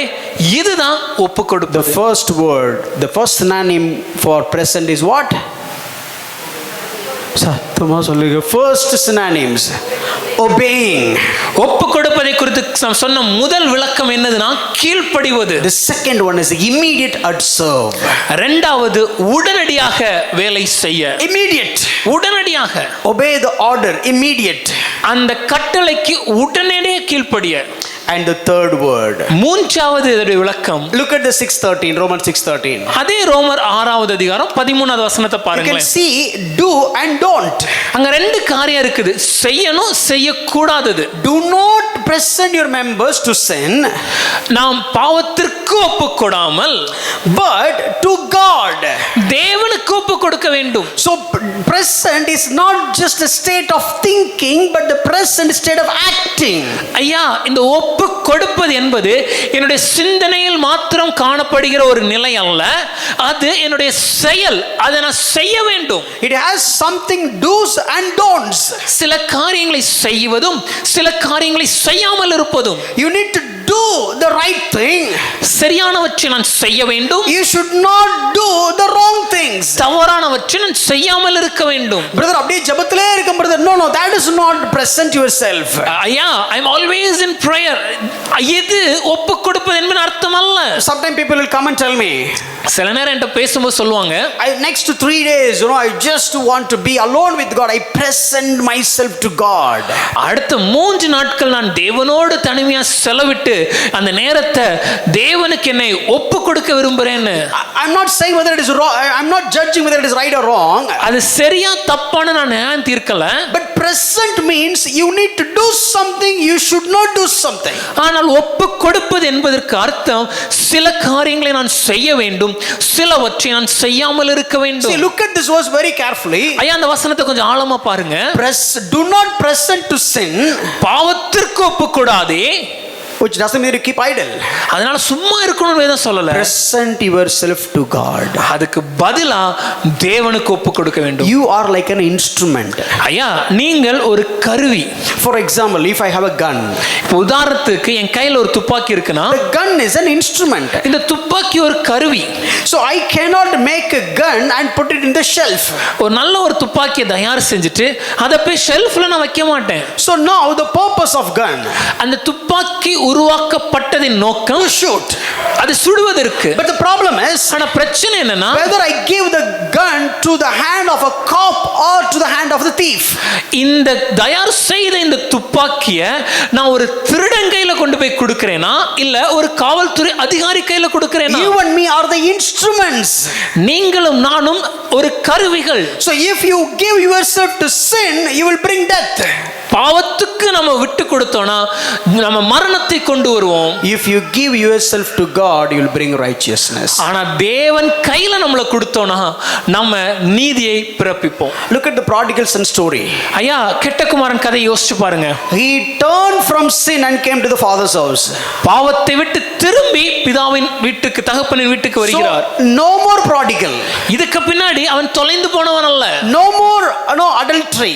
இதுக்கு பின்னாடி விபச்சாரம் இல்ல. So don't adultery. விபச்சாரம் இல்லை. Don't run away. ஓடி போனவன் அல்ல. No, don't waste money. பணத்தை ஊதாரித்தனமா செலவழிக்கிறவன் அல்ல. Don't ask for share. தகப்பனிடத்தில் பங்கை கேட்கிறவன் அல்ல. These are all things don'ts. இதெல்லாம் செய்யக்கூடாது. And you tell me what he was doing after that. ஆனா இதுக்கு பின்னாடி அவன் என்ன செஞ்சான்? நீங்க சொல்லுங்க. என்ன செஞ்சிட்டு இருந்தான்? What he should have done? என்ன செஞ்சிட்டு இருந்தான்? Prodigal son விபச்சாரம் பண்ணா, பணத்தை விரயம் பண்ணா, ஊதாரித்தனமா பணத்தை செலவு பண்ணா, ஷேரை வாங்கிட்டு போனா, இதெல்லாம் இனிமே செய்யக்கூடாது. கரெக்ட். செய்யாம வீட்டுக்கு வந்தாச்சு. வந்து என்ன செஞ்சான்? ஏதாவது செஞ்சானா? Yes, he was doing something. அவன் வீட்டுக்கு வந்த பின்பு சில காரியங்களை செய்தான். He obeyed his father. தகப்பனுக்கு கீழ்ப்படிந்தான். He stayed in his house. தகப்பனின் வீட்டிலே இருந்தான். He managed the work. அந்த தகப்பன் கொடுத்த வேலையை செய்தான். He was living at the state of son and overseeing everything with the sandals. ஒரு குமாரனாக அந்த தகப்பனுடைய மகன் என்கிற ஸ்தானத்தில் இருந்து தகப்பன் அவனுக்கு கொடுத்த அந்த பாதரட்சைகளை அணிந்து அந்த அதிகாரத்தோடு காரியங்களை மேற்பார்வை செய்து கண்காணியாக இருந்தான். See, this is the problem of Christianity sometimes. ஐயா, இன்னைக்கு கிறிஸ்தவத்துல இதுதான் சில நேரம் பிரச்சனையா இருக்குது. We thought if I don't sin, that's all the job done. நாம என்ன நினைக்கிறோம்னா பாவம் செய்யலனா எல்லாம் சரியா வேலை முடிஞ்சிடுச்சுன்னு. Oh, I don't kill. நான் யாரையும் கொலை செய்யல. I don't steal. நான் திருடல. I don't shout. நான் சத்தம் போடல. So I'm right. ஆகவே நான் சரியா இருக்கிறேன். You came to the father's house. ஐயா அப்பா வீட்டுக்கு வந்துட்டோம். But you present yourself not to sin, but the same time you are missing to present yourself to righteousness. இப்பொழுது நாம் பாவத்துக்கு விட்டு கொடுக்காம நம்மளை ஒப்பு கொடுக்காம நம்ம இருந்துட்டோங்கிற வரைக்கும் சரிதான். ஆனால் நீதி செய்வதற்கு நம்மளை ஒப்பு கொடுக்க வேண்டும் என்கிற காரியத்தை தவற விடுகிறோம். Got my point? எத்தனை பேருக்கு நான் சொல்றது புரியுது? The first one is முதலாவது என்னது? super. What is the second one? Immediate at once. So third one, act, do and don't, and the last one. முதலாவது கீழ்ப்படிதல், இரண்டாவது உடனடியாக அந்த கடமையை செய்வது, மூன்றாவதாக செயல்படுவது, சும்மா இருக்கிறது இல்ல. நான்காவது ஒரு காரியத்தை நாம் பார்க்க போகிறோம், சரண்டர். அது அர்ப்பணிப்பு. சரண்டர், அர்ப்பணிப்பு. Let's look at David's example. தாவீதுடைய வாழ்க்கையை நாம் பார்க்க போறோம். He saw Bathsheba. தாவீது பத்ஷெபாளை பார்த்தாங்க. Immediately உடனடியாக called somebody, ஒருவனை அழைத்து and asking who is that, அவள் யாருன்னு விசாரிக்கிறாங்க. and ask him to bring her. அவளை அழைத்து வர சொல்றாங்க. And look at the sequence. Look at the sequences. அங்க நடக்கிற அந்த அடுத்தடுத்த காரியங்களை பாருங்களேன். One small impulse in the heart. One small impulse. இருதயத்திலே தோன்றின ஒரு சிந்தனை, அந்த சிந்தனை, a small impulse, ஒரு சின்ன சிந்தனை. Look at how it is driving him. ஆனா அந்த ஒரு காரியம் அவனை எப்படி நடத்துது? Samson saw the Philistine woman, that's it. Samson அந்த பெலிஸ்திய ஸ்திரியை பார்த்தான், அவ்வளவுதான். Saw her, பார்த்தாங்க. and immediately he has forgotten everything. அவன் மத்த எல்லாத்தையும் சிம்சோன் மறந்து விட்டான். And went towards marriage. அது கல்யாணம் வரைக்கும் போயிடுச்சு. It is simply surrendering. உடனடியாக அர்ப்பணிக்க ஆரம்பிக்கிறாங்க. Let me tell you one small illustration that you can understand. இதை புரிந்து கொள்ள ஒரு எளிதான ஒரு உதாரணம் சொல்றேன். You have 2 minutes of break. உங்களுக்கு 2 நிமிஷம் தான் இடைவேளை. 2 minutes you are waiting for somebody. 2 நிமிஷமா நீங்க ஒருத்தருக்கா காத்திருக்கிறீங்க. By the way, when I say 2 minutes, it's a real 2 minutes. நான் 2 நிமிஷம் சொன்னா உண்மையான 2 நிமிஷம், சரியா? உங்களுக்கு தெரியும் நினைக்கிறேன் என்ன சொல்ல வரேன். I hope you understand the 2 minutes. The 2 minutes. அந்த 2 நிமிஷம். Tell me what best you can do for the 2 minutes. அந்த 2 நிமிஷத்துல என்ன நல்ல காரியத்தை நம்ம உடனே செய்வோம்? என்ன செய்யலாம்? பெஸ்டா அந்த 2 நிமிஷத்துல பெஸ்டா என்ன பண்ணலாம்? என்ன பண்ணலாம்? எல்லாருக்குமே அனானிமஸாக தெரியும், ஒன்றே ஒன்று தான் செய்வோம். என்ன செய்வோம்? 2 மினிட்ஸில்? இந்த 2 மினிட்ஸ் நம்ம செய்யணும் ஒரே வேலை என்னதான்? ஏன் அந்த 2 மினிட்ஸில் ஒரு ப்ரைஸ் பண்ணியிருக்கலாமே? ஏன் அந்த 2 மினிட்ஸில் ஒரு ப்ரேயர் பண்ணியிருக்கலாமே? ஏன் அந்த 2 மினிட்ஸில் ஒரு சர்ச்சில் இருக்க யாரோ ஒருத்தருக்கு கால் பண்ணி விசாரிக்கலாமே? அந்த 2 மினிட்ஸில் இன்னும் சொல்லப்போனால் கர்த்தர் செய்த நன்மைகளை நினச்சி நன்றி சொல்லியிருக்கலாமே? ஆனால் அந்த 2 மினிட்ஸில் என்ன தான் பண்ணுவோம்? This is what surrender. The same illustration which we just discerned, we have 2 minutes waiting for somebody.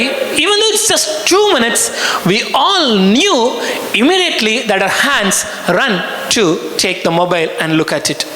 Why don't we use the 2 minutes to praise the Lord? Why don't we use the 2 minutes to thank the Lord for some goodness He has poured in our life? Why don't we use the 2 minutes to pray and seek the Lord? Why don't we use the 2 minutes to call somebody in the church and seek and ask how they are doing? But we won't do any of these things. This is what surrender. இதுதான் ஒப்பு கொடுக்கிறது. Immediately, உடனடியாக, at once, உடனடியாக, obeying, கீழ்ப்படிகிறது. And this is something surrendering. அதற்கு அர்ப்பணிக்கிறது. Surrendering, அர்ப்பணிக்கிறது. Now one theologian write in this way, I'll just explain it and just move on. ஒரு வேத அறிஞர் இப்படியாக எழுதுறார், அதை நான் விளக்க விரும்புறேன். I'll read the statement, just to listen. அவர் எழுதியிருக்கிறதை நான் அப்படி வாசிக்கிறேன். Every Christian should employ the same energy which you have spent to do for sin, the same energy in advancing the kingdom of God. Every continent, every island will feel the movement.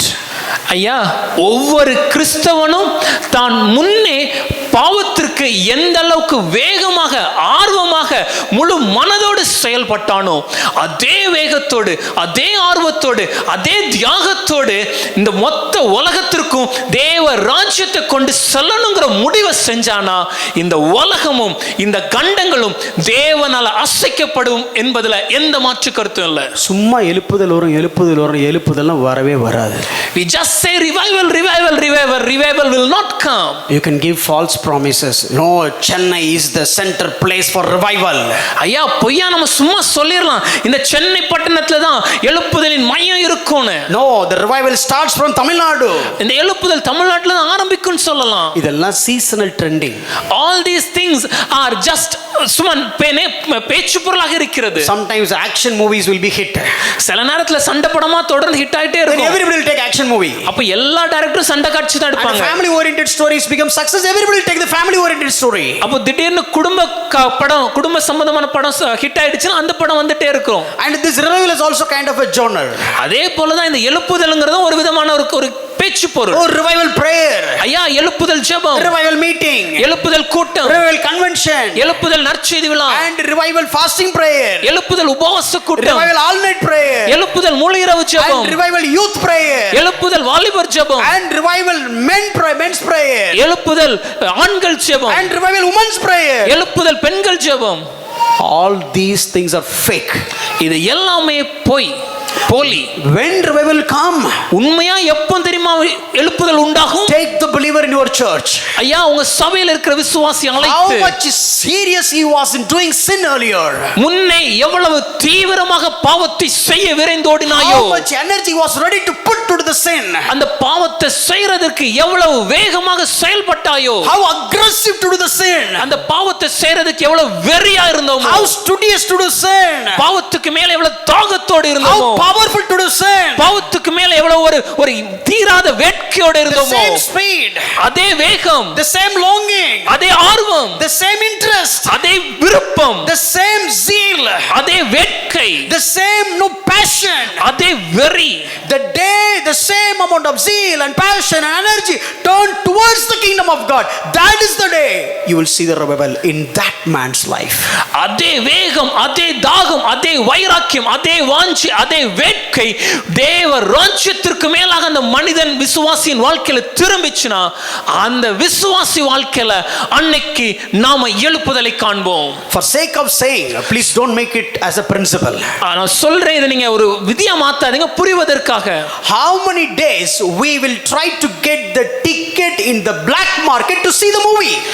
எத்தனை நாள் black மார்க்கெட்ல ticket வாங்கிட்டு கூட படத்தை பார்க்கிறதுக்கு அவ்வளவு ஆசையா வெறியோட இருந்திருக்கிறோம். Oh, this is a olden generation maybe, but whatever it is. ஒருவேளை இது பழைய காலத்து உதாரணமா இருந்தாலும் புரியும் நினைக்கிறேன். How many days we want to see the movie from the first scene? எத்தனை நாள் அந்த படத்தோட முதல் காட்சியிலிருந்து முழு படத்தையும் பார்க்கறோம்னு ஒரு ஆசையோட இருக்கிறோம். I did that. அத நான் செஞ்சிருக்கிறேன். I know how much money I spent to see the movie in the very first scene, in the first show. முதல் நாள் முதல் பட காட்சியிலே ஒரு படத்தை பார்க்கிறதுக்காக எவ்வளவு பணத்தை நான் செலவழிச்சிருக்கேன் எனக்கு தெரியும். How much crowd, எவ்வளவு கூட்டம். the day when you see the same kind of energy in the church, revival has come. இதே ஒரு வெறி, இதே ஒரு ஆர்வம், இதே ஒரு பக்தி வைராக்கியத்தை என்னைக்கு சபையில பார்க்கிறோமோ அன்னைக்கு தான் ரிவைவல் நடக்கும். No, if a drunken man, ஒரு குடிகாரர் இருந்தாங்கன்னா, no, if morning he just went to meet some friend, காலையில ஒரு நண்பர் அவர் பார்க்க செஞ்சார்னா, if that friend is reminding about drinking, அந்த நண்பர் எதேச்சியா குடிக்கிறத பத்தி அவருக்கு நினைவுபடுத்திட்டாலே then he will not start shivering. உடனே கையெல்லாம் நடுங்க ஆரம்பிக்கும். Now he'll find an opportunity, he has to drink. ஐயா எப்படியாவது ஒரு வாய்ப்பை ஏற்படுத்தி குடிச்சிரணும். Whether the money of mother or the son, whatever it is, அது அம்மா கொடுத்த பணமோ இல்ல பையன் கொடுத்த பணமோ, whether it is a good one, good drinking or bad drinking, whatever it is, அது நல்ல குடிப்பழக்கமோ இல்ல கெட்ட குடிப்பழக்கமோ, the quality of the product, whatever it is, நல்ல குடிப்பழக்கம்னா குடிக்கிறது கெட்டதான், அந்த குடிக்கிற அந்த போதைப் பொருள் நல்ல வசதியானதோ இல்ல குறைந்ததோ, irrespective of time, அது எந்த நேரமா இருந்தாலும் சரி, he will determine to drink, குடிக்கணும்னு முடிவு பண்ணிட்டா and he will drink. அவங்க குடிப்பாங்க. That kind of energy, that kind of enthusiasm, that kind of zeal, passion, longing, and that kind of a passionate towards to do that. If the same thing happened towards the church and the kingdom of God, that is the day you have revival. இதே வாஞ்ச, இதே வேகம், இதே ஆர்வம், இதே தாகம், இதே வெறி, இதே வைராக்கியம், இதே தீராத வேட்க எனக்கு தேவனுக்கு மேலையும் தேவனுடைய ராஜ்யத்திற்கு மேலையும் சபைக்கு மேலே என்னைக்கு வருதோ அன்னைக்கு தான் எழுப்புதல் என் வாழ்க்கையில் நடக்கும். They have surrendered to the hero. ஒரு கதாநாயகனுக்காக தன்னை ஒப்பு கொடுக்கறாங்க. They have surrendered towards the drink. அந்த குடிப்பழக்கத்திற்கு தங்களை சரணடைகிறாங்க. That is why they do all that. அதனால தான் எல்லாத்தையும் செய்றாங்க. When Paul says present yourselves, Pavul உங்களை ஒப்பு கொடுங்கள் என்று சொன்னபோது சும்மா படிச்சோம்னா அதுக்கு அர்த்தம் புரியாது. we just read it like that, we will not understand the depth of it. Exactly, Paul is asking you to do this. Pavul இதை தான் நம்மிடம் செய்ய சொல்கிறார். So the four words I said, 4 வார்த்தைகள் உங்களிடம் சொன்னேன். present, what is the first word? முதலாவது என்ன விளக்கம்? What is the second word? What is the third word? And the fourth one is surrender. This is the meaning of present or yield. விளக்கம், இந்த ஒப்பு கொடுக்கிறங்க வார்த்தையோட விளக்கம் இதுதான். கீழ்ப்படுகிறது, உடனடியாக வேலை செய்கிறது, சும்மா இல்லாம காரியத்தை சரியான விதத்தில் செய்து முடிப்பது, மற்றும் இல்லாமல் சரணடைவது. Is it happening in our life? இது என் வாழ்க்கையில் நடக்குதா? இப்படிதான் என் வாழ்க்கையில் இருக்கு பிரதர் அப்படின்னு சொல்ற யாராவது ஒருத்தர் கையத்துக்கு சத்தமா ஒரு அழிலே சொல்லுங்க. உனக்கு எதாவது கேட்டுச்சு? கேட்காது. ஏன் அப்படி இல்லை? Why this is not happening in my life? What is the problem? இங்க இருக்கக்கூடிய பிரச்சனை என்ன? That is what I'm going to explain and finish. இத மாத்திரம் சொல்லி நான் முடிக்க போறேன். If I don't do this, it is just half done. ஒருவேளை இத நான் சொல்லலனா நான் என் வேலையை பாதி தான் செஞ்சிருக்கிறேன். Why we couldn't do that? என்னால இதை ஏன் செய்ய முடியல? Why I don't have the same zeal for the movie, and when it comes to church I don't have that zeal. ஒரு படத்துக்கு மேல இவ்வளவு ஒரு ஆசை, தீராத வெறி இருக்கே, ஆனா சபைக்கு மேல அதே ஆர்வம் ஏன் இல்ல? When it comes to cricket, I just want to do from the first ball, sometimes from the toss. ஐயா, ஒரு கிரிக்கெட் மேட்ச்னு வரும்போது முதல் பந்துல இருந்தே, இன்னும் சொல்லப்போனா அந்த டாஸ் யார் ஜெயிக்கிறாங்கங்கள இருந்து நமக்கு ஆர்வம். நாம டாஸ் பார்த்திருக்க மாட்டோம், இன்னொருத்தன் toss பார்த்திருப்பான். Maybe we would have not seen the toss, but your friend would have watched it. ச்சே, மிஸ் பண்ணிட்டோமே அப்படின்னு தோணும். ஐயோ, அதை தவற விட்டோமே. என்னைக்காவது அப்படி உங்களுக்கு தோணி இருக்கா? சர்ச்சில் நம்ம சர்ச்சை ஸ்டார்ட் பண்றதுக்கு முன்னாடி ஒரு ப்ரேயர் பண்ணுவாங்க, ச்சே அதை மிஸ் பண்ணிட்டோமே அப்படின்னு யாருக்காவது தோணி இருக்கா? Have you ever thought that before the service they'll have a pre-service prayer? Today I missed to attend it. ச்சே, I missed it. I missed 8:45 prayer today. ச்சே, 8:40 அந்த ஜெபத்தை இன்னைக்கு நான் அட்டெண்ட் பண்ண முடியலையே. Do you feel that? அப்படி நீங்க யோசிக்கிறீங்களா? Why that is not happening? ஏன் அது நடக்க மாட்டேங்குது? Let's turn our Bible to Romans chapter 12 verse 1. உங்க வேதங்களை ரோமர் 12ஆம் அதிகாரம் 1ஆம் வசனத்துக்கு திருப்பிக் கொள்ளுங்க. Same word, you can see that. இதே வார்த்தையை நீங்க இங்க பார்க்கலாம். I appeal to you therefore, brothers, by the mercies of God, to present your bodies as a living sacrifice, holy and acceptable to God, which is your spiritual worship.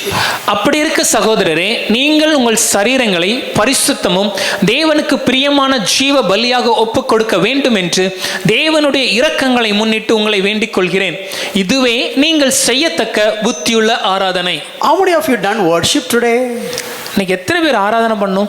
Raise your hands up and high. Did you worship the Lord today? இன்னைக்கு தேவனை ஆராதிச்சோமா சபையில? இவங்க ஏதோ குதர்க்கமா கேட்க போறாங்க, பாதி கை தூக்கல. Did you worship the Lord today? இன்னைக்கு சபையில தேவனை ஆராதிச்சோமா? How's the worship?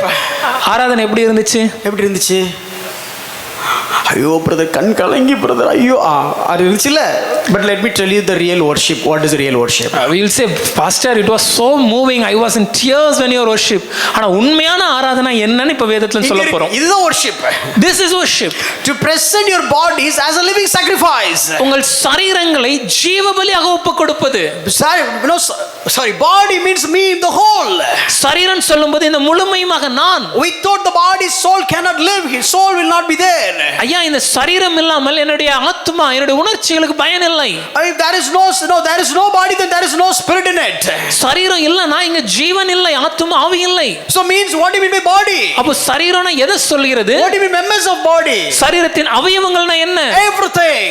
சகலமும். Your body, உங்கள் சரீரம், your soul, உங்கள் ஆத்மா, your spirit, உங்கள் ஆவி. So if there is no body, I cannot be here.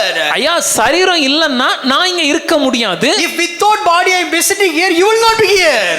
சரீரம் இல்லாம நான் இங்க இருந்தேனா இப்ப நீங்க இங்க இருக்க மாட்டீங்க. Sorry brother, body மட்டும் இல்ல நான் வந்திருக்கேன் அப்படினா நீங்க இருப்பீங்களா நீங்க? If I say I don't have body but I am here, will you be here? Nobody will be there. யாருமே இருக்க மாட்டோம். If only bodies are coming, no chairs are needed. Sorry, no, only spirits are coming, no chairs are needed. இல்ல ஆவிகளா தான் நம்ம எல்லாரும் வரோம்னா எதுக்கு நம்ம சேர் போடுறோம்? அப்படியே அங்கங்க தொங்கிடுங்க, அப்படியே பிரசங்கம் பண்ற கிளம்பிருங்க. We will be hanging here and there and I'll also hang here and preach. Let's no go. light. We will also just முங்க அப்படியே ஆடிட்டே நாங்க பிரசங்கம் பண்ண கேட்டு போயிரலாம் அப்படியே. நமக்கு லைட் எதுமே தேவையில்லை. We will be hanging and we will be preaching. Thank God for the body. தேவன் கொடுத்த சரீரத்திற்காக நன்றி. Thank God for the body. Turn to your neighbor and say thank God for the body. பாடி மட்டும் இல்லாம நீ வந்திருந்தேன்னு வச்சிக்க.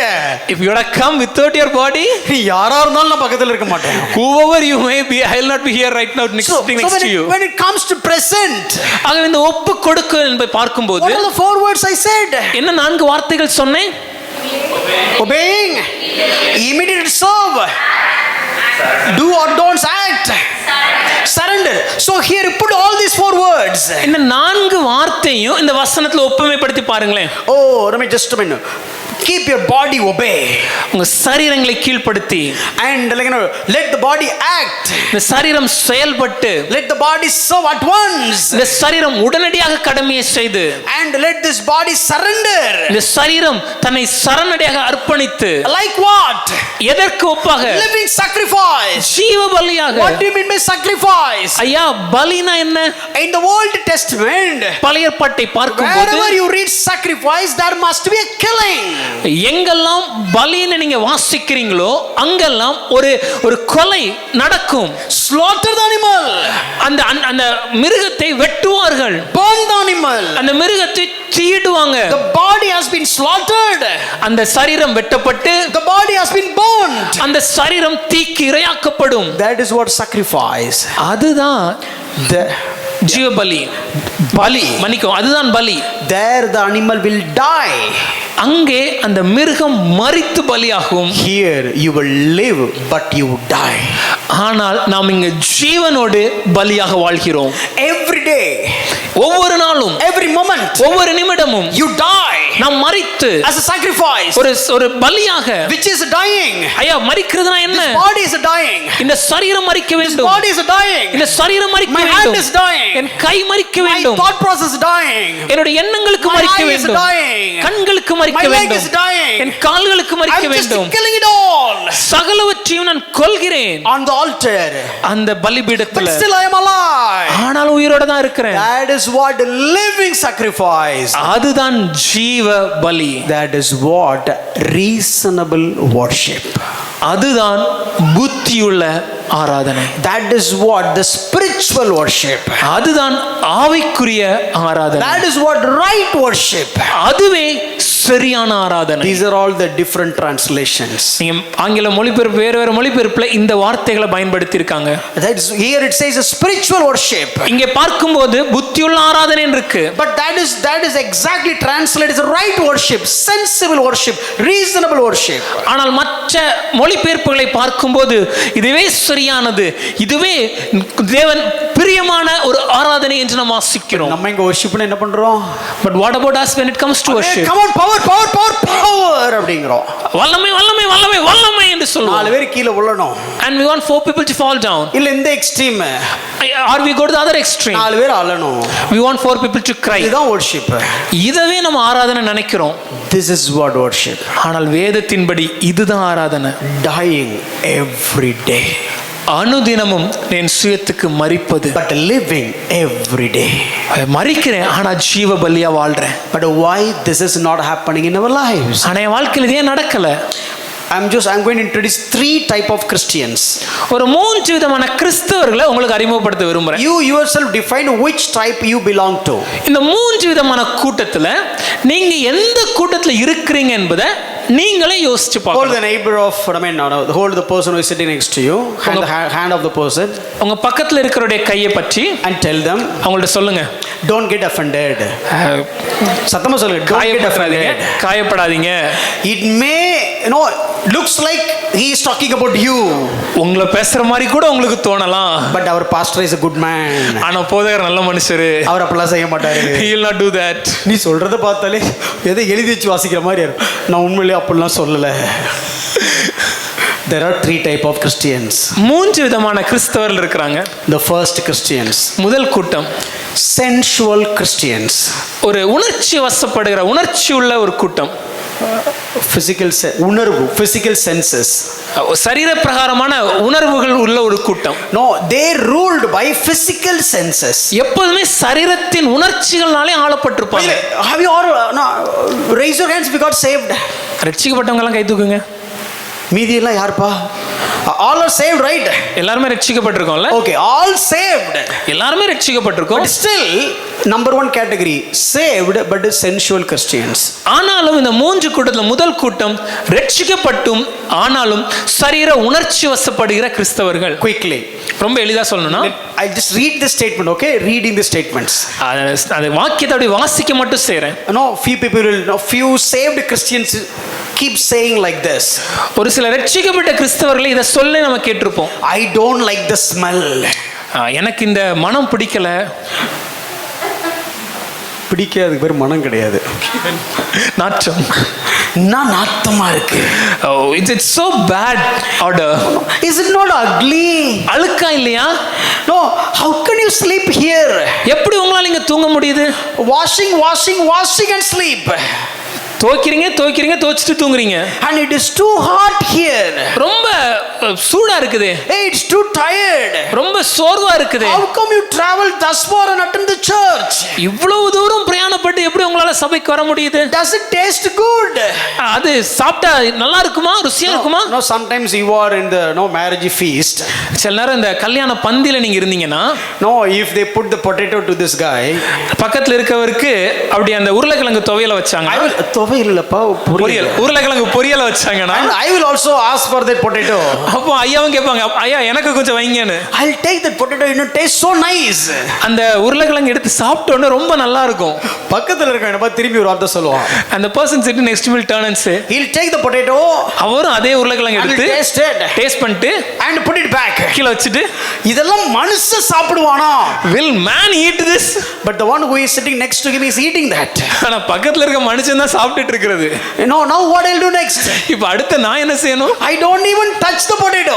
வேற வழியில தொட்டு கூட பார்க்க கூடாது. Whether this guy is like it or not is make me also not like the potato.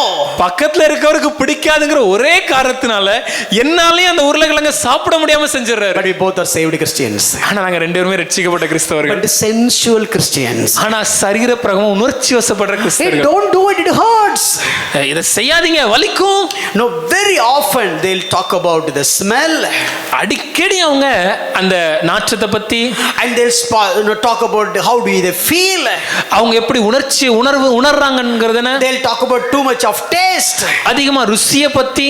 and they'll talk about emotionally it hurts me, அதிகமா தங்களுடைய உணர்வுகள் எனக்கு அது வலிக்குது. and they'll gossip, மற்றவங்க பத்தி புறம் கூறுவாங்க. if somebody is asking about somebody, they will come voluntarily and tell that about somebody. யாரோ ஒருவரை பத்தி கேட்டா சம்பந்தமே இல்லாம இவங்க ஆச்சராகி இவங்க அந்த யாரோ ஒருவரை பத்தி பேசுவாங்க.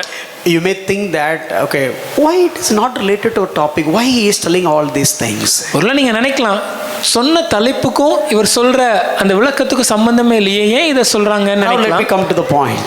இப்போ அந்த விளக்கத்தை நான் உங்களுக்கு சொல்றேன். Morning 8 o'clock, காலையில 8 மணிக்கு, get ready, let's go to church. நேரா ஆயிடுச்சு, சபைக்கு போவோம். I am tired. இல்ல எனக்கு சோர்வா இருக்கு. உங்களுக்கு புரிஞ்சிருக்குமே. Okay, no, this guy is extending his sermon for 10 more minutes. இன்னைக்கு பிரசங்கியார் 10 நிமிஷம் அதிகமா பேசுறாரு. Let me sleep.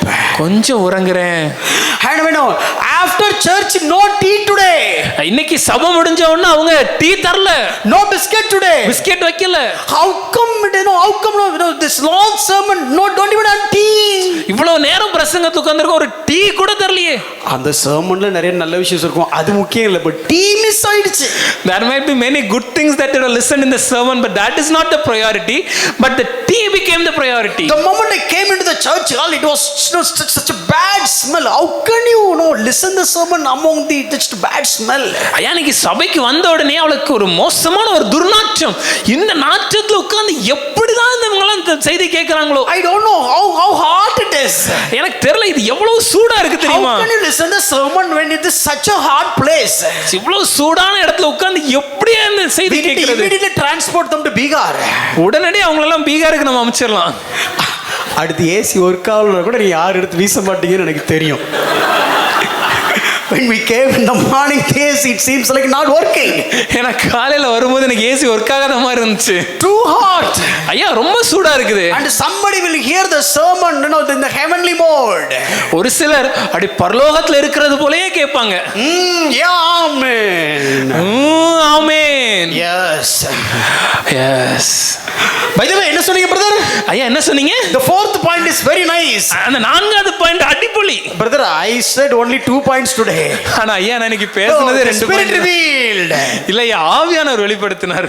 Sensual Christians. உணர்ச்சி வசப்படுற கிறிஸ்தவர்கள். Brother, read the book of Romans. ஐயா ரோமர் புத்தகத்தை படிங்க. Brother, படிச்சாலே தூக்கம் வருது brother. What I can do whenever I read I feel sleepy. பக்கத்துல இருக்க ஒருத்தர் And the next person will say, brother அவங்களுக்கே படிச்சாதான் தூக்கம் வருது. at least for him if he reads he gets sleep. நமக்கு பார்த்தாலே தூக்கம் வருது. But even if you open I'll sleep. Sensual Christian. சரீர உணர்ச்சி வசப்படுற கிறிஸ்தவர்கள். Saved.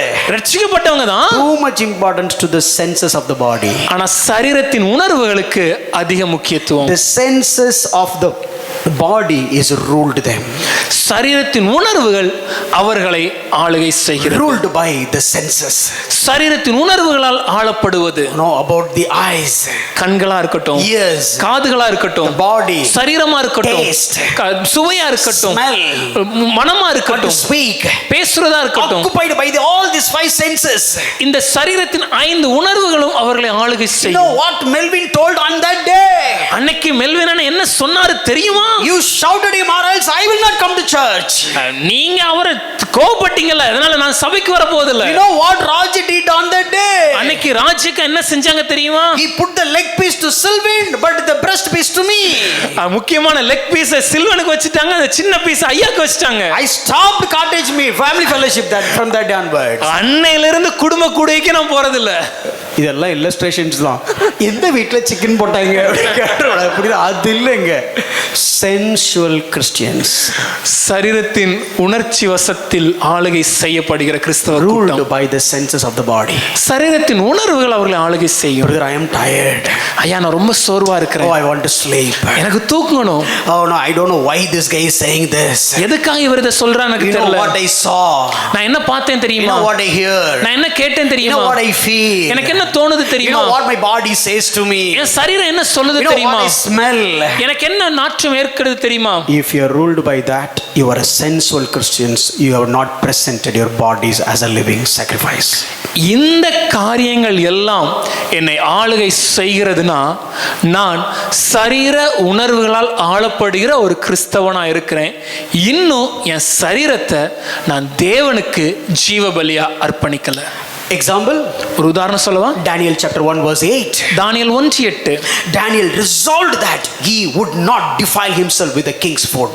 தன்னை தீட்டுப்படுத்தல் ஆகாது என்று தன் இருதயத்திலே தீர்மானம் பண்ணிக்கொண்டு தன்னை தீட்டுப்படுத்தாதபடி தானியேல் இருந்தான். சாப்பிட்டா நல்லா இருக்கும். It is good to eat. ராஜ சாப்பாடு. It is king's table. He determined. ஆனா அவன் தீர்மானம் பண்ணான். He decided. அவன் முடிவெடுத்தான். Not the food. ஐயா சாப்பாடு இல்ல. Not the king. ராஜா இல்ல. Not the servants. ஐயா ராஜ ஊழியர்கள் I decide நான் முடிவெடுக்கிறேன் whether I eat or not. சாப்பிடணுமா The கூடாதாங்க taste will not determine. அந்த சுவை முடிவெடுப்பதல்ல, The meat will not determine. அந்த கறி அல்ல, The cook will not determine. சமையல் செய்தவர் அல்ல, King will not determine. Raja I அல்ல. decide. ஆனால் நான் முடிவெடுப்பேன். Even the devil comes, பிசாசானவனே வந்தாலும் I decide. நான் Look முடிவெடுக்கிறேன். at Matthew chapter 4 verse 3. மத்தேயு 4:3. Jesus was hungry. இயேசு பசியாதா இருந்தாரு. Devil came. சோதனைக்காரன் வருகிறான். Make the stones as the loaves of bread. இந்த கல்லுகளை அப்பங்களாக மாற்றும்படி செய்யும். But he was not a person of sensual. He said no. ஆனால் அவர் சரீர உணர்வுகளால் ஆளப்படுகிறவர் அல்ல, அவர் இல்லை என்றார். And this is a physical, the sensual Christians. இது சரீர பிரகாரமான ஒரு கிறிஸ்தவ கூட்டம். Then next is soulish Christians.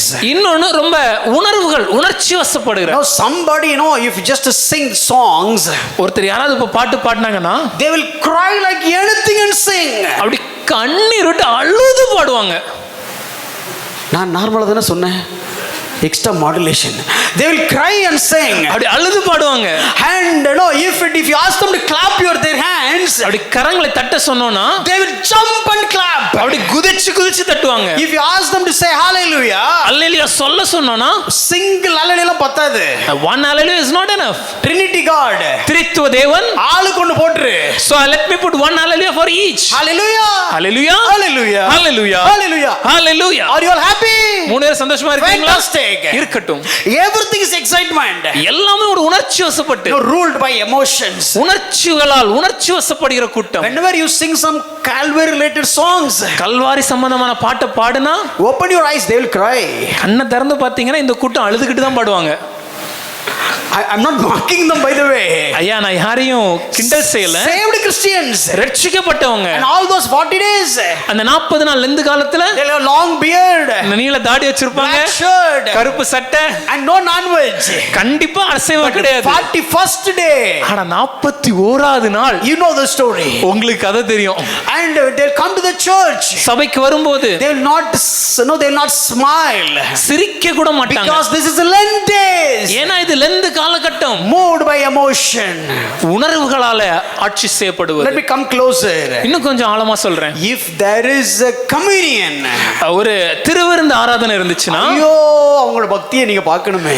on that day you have to see the pious face.